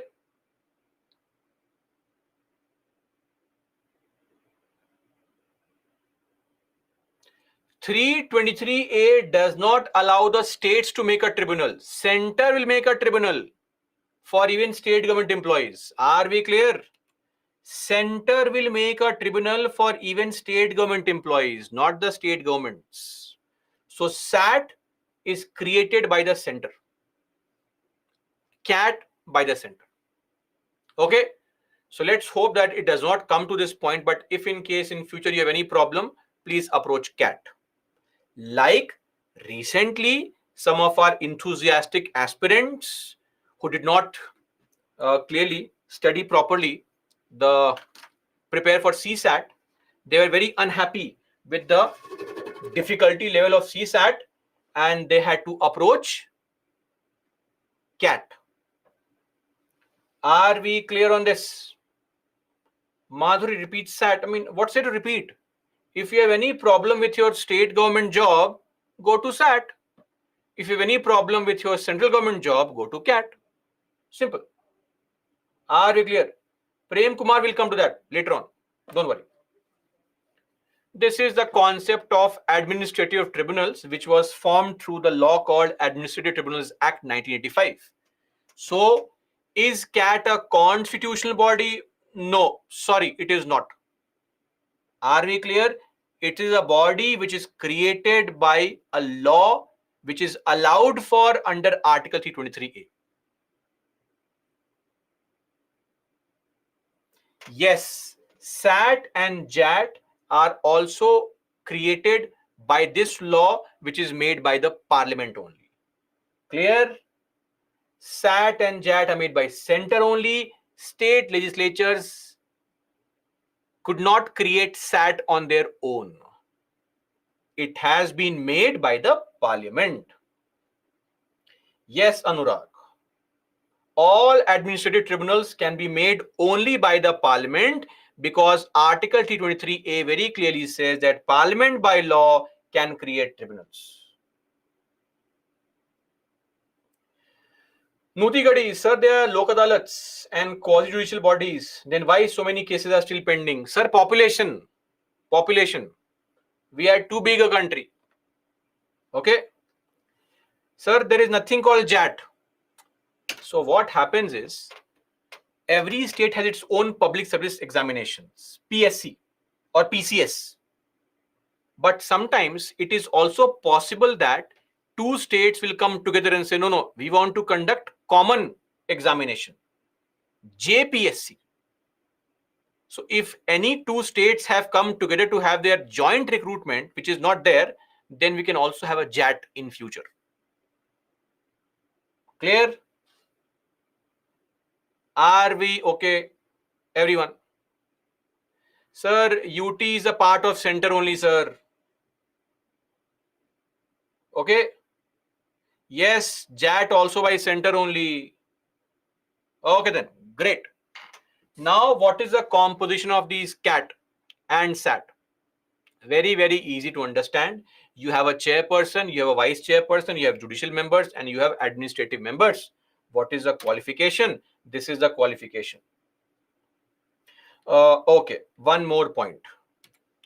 This administrative tribunal is meant for civil servants. Are we clear? It is not meant for combatant services, meaning armed forces. Just to clarify this point here. Not for armed forces. Armed forces personnel have their own tribunals. Okay, that is called an armed forces tribunal. Also, not for officers working in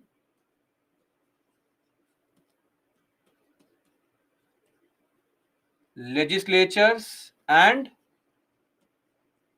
Supreme Court, High Court, and lower courts. So, in the courts, all these officers who are working in the administrative department, maintaining the cases, writing records, updating records, those people you can't go to tribunal. Sorry. These are meant only for central government employees and state government employees, not for employees working in the legislature, not for employees in the courts, not for people in the armed forces. Now, in case you want to be a chairperson of any tribunal, very, very simple criteria. You have to be either a current or a former judge of the High Court.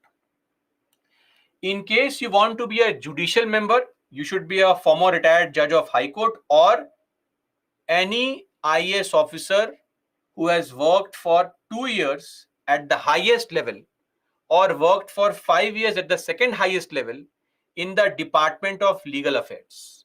I hope you remember the hierarchy of IAS officers. Let me remind you. Secretary, Additional Secretary, Joint Secretary, Deputy Secretary, also directors in some organizations, Under Secretary. This is the hierarchy of IAS officers. Clear? In every ministry. You will enter here.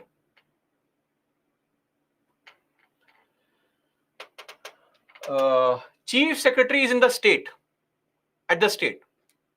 State level, it is Principal Secretary and all, difference. I am talking about the central level. Now, third is an administrative member. You have to be a secretary in the government of India or the state government at least for 2 years, and additional secretary for 5 years. In any ministry, that's okay. You are eligible to become a member of the CAT or SAT. Now, the appointment. Let me just clarify here.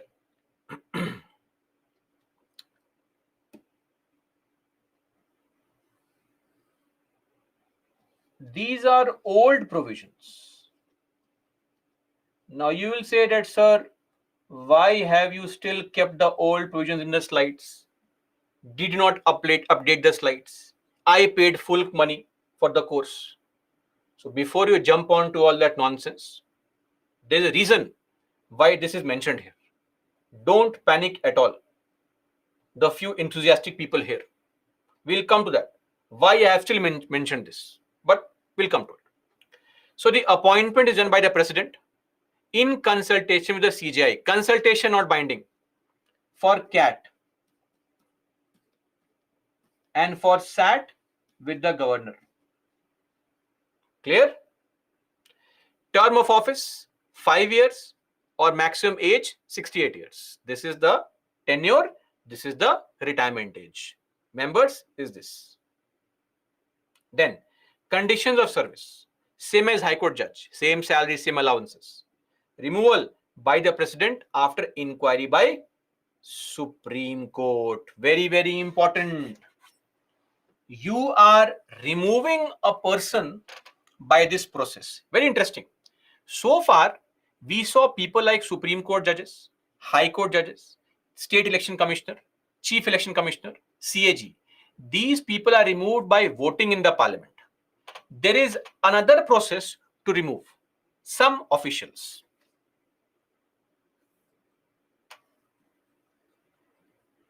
Same for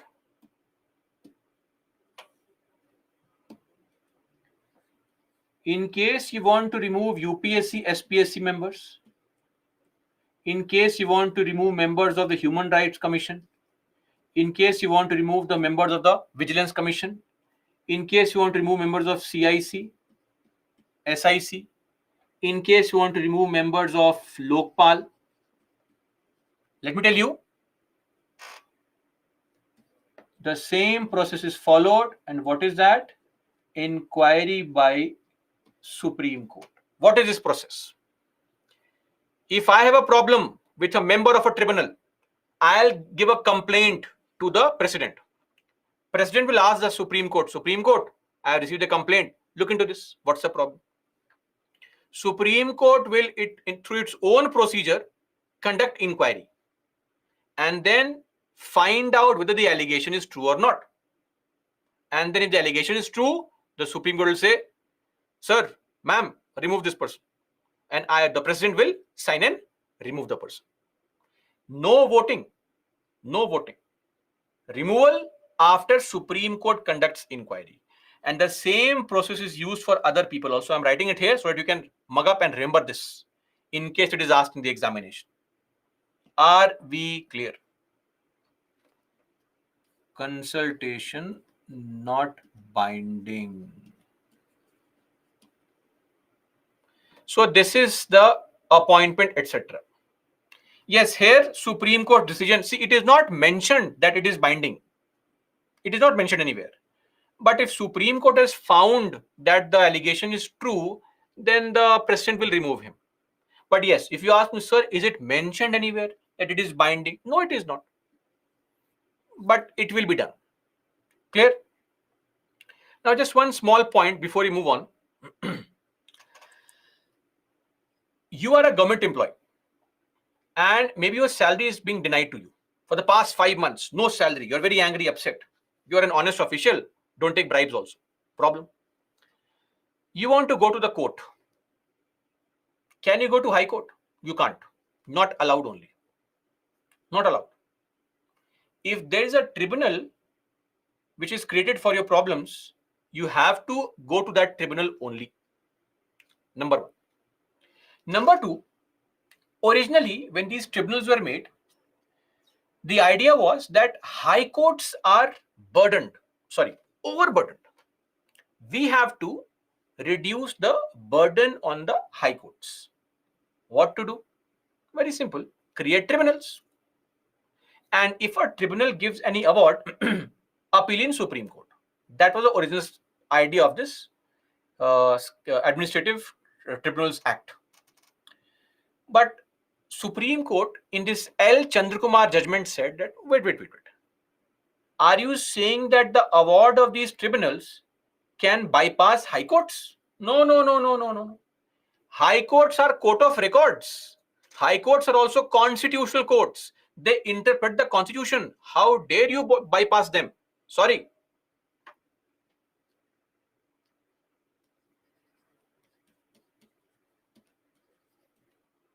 Complaint or case will be filed in tribunal. You file a case in tribunal, no problem, but the first appeal will not come directly to Supreme Court. High Court. How dare you bypass the High Court? And second appeal is now in Supreme Court. So in the L. Chandrakumar case, Supreme Court said that, sorry, high courts are court of records. Tribunals awards, sorry, will have to be appealed in Supreme Court, High Court also. You cannot bypass high courts.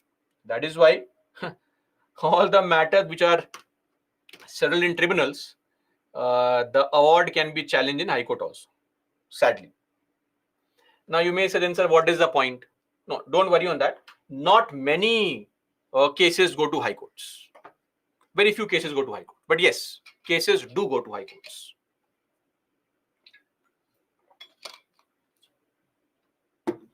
Now quickly, what is the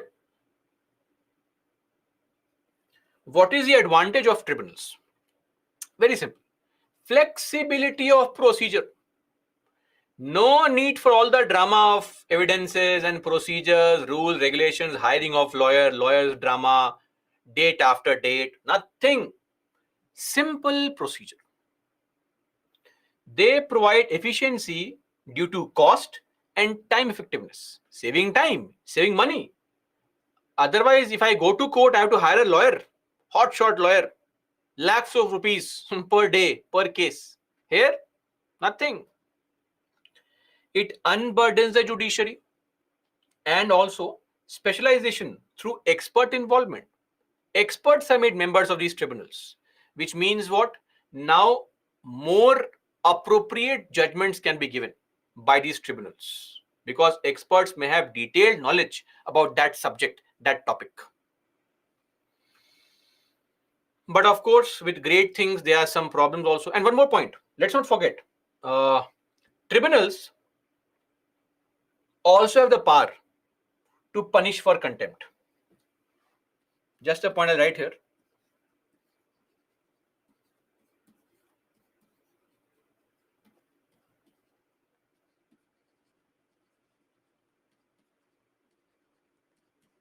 Meaning, if you don't obey their orders, they can punish you. Clear? So they'll ask the court to punish you, of course. So they can punish you if you don't follow their orders. Now, what's the problem? Very simple. Yes, tribunals provide for fast and quick justice, of course. But the population is so huge that please don't expect that things are amazing here. Sorry. There are delays in tribunals also. Example.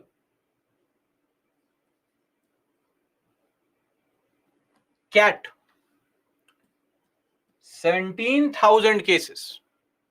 17,000. Income Tax Appellate Tribunal. 92,000 cases pending.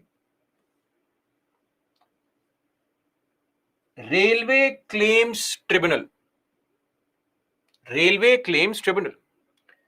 46,000 cases pending. Debt Recovery Tribunal.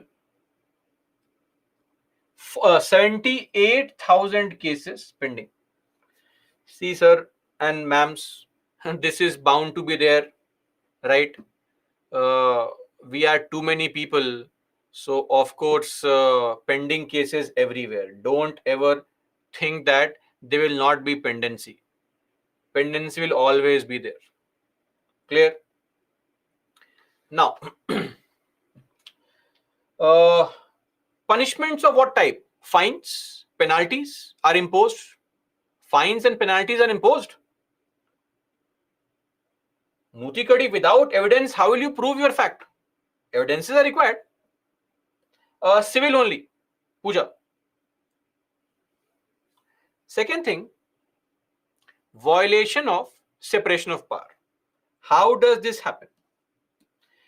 A very good example is NGT, National Green Tribunal. More on this in your environment classes. So take the example of NGT. NGT looks into what?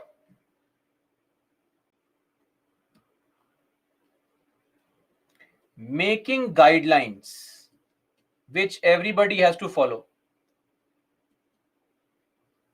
Okay. NGT also implements the guidelines.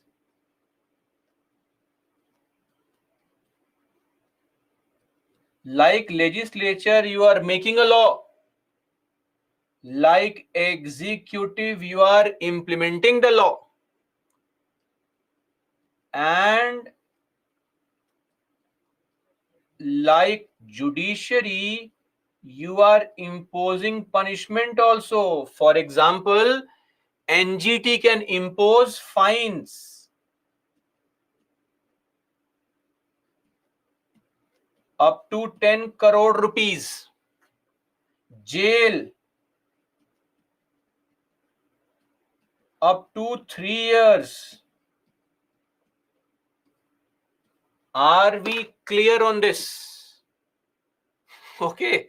NGT can send you to jail also for 3 years and fine up to 10 crores. Like in 2017, there was a program conducted by Ravi Shankar, Shri Ravi Shankar. I'm not sure how many Shris are there, but I mean, accordingly. So, Art of Living program on the banks of River Yamuna.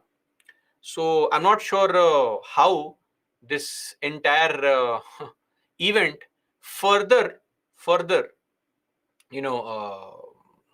cause damage to Yamuna floodplain. It's already very polluted.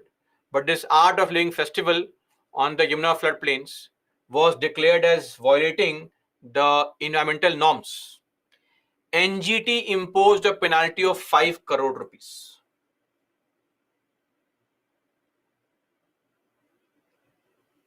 Okay. So, look at this NGT, which imposes a penalty also, implements laws also, makes guidelines also, everything done by one body only. Yes or no? Problem. So, this is a classic example of all LEJ powers into one body. One more thing, just to point this out, NGT is a very unique body in the sense that, let me use this color.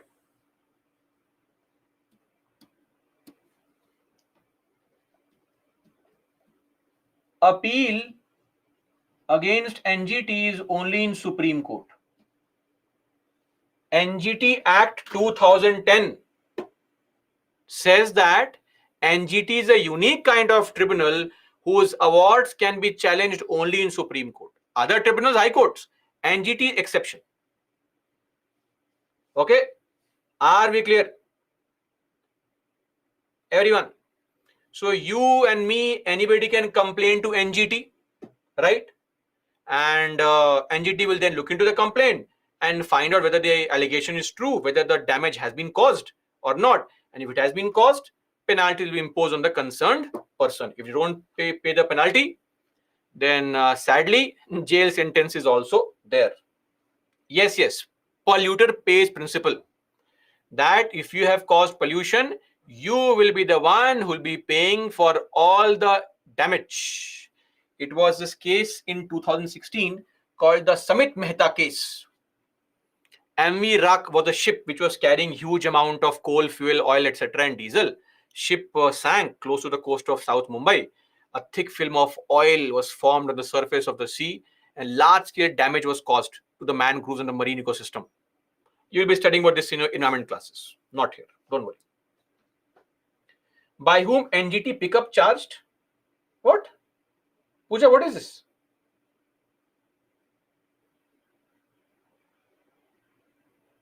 Poor culprit will suffer. Poor culprit will suffer? Sir, if he is a culprit who has broken a law, then no rich and poor, please. Don't play the rich poor card every time.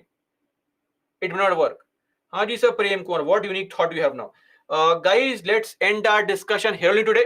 Tomorrow we'll continue from the same point and I'll discuss other points and then the remaining topic, which is the Reforms Act. And once we are done, we'll enter into the zone of Election Commission of India.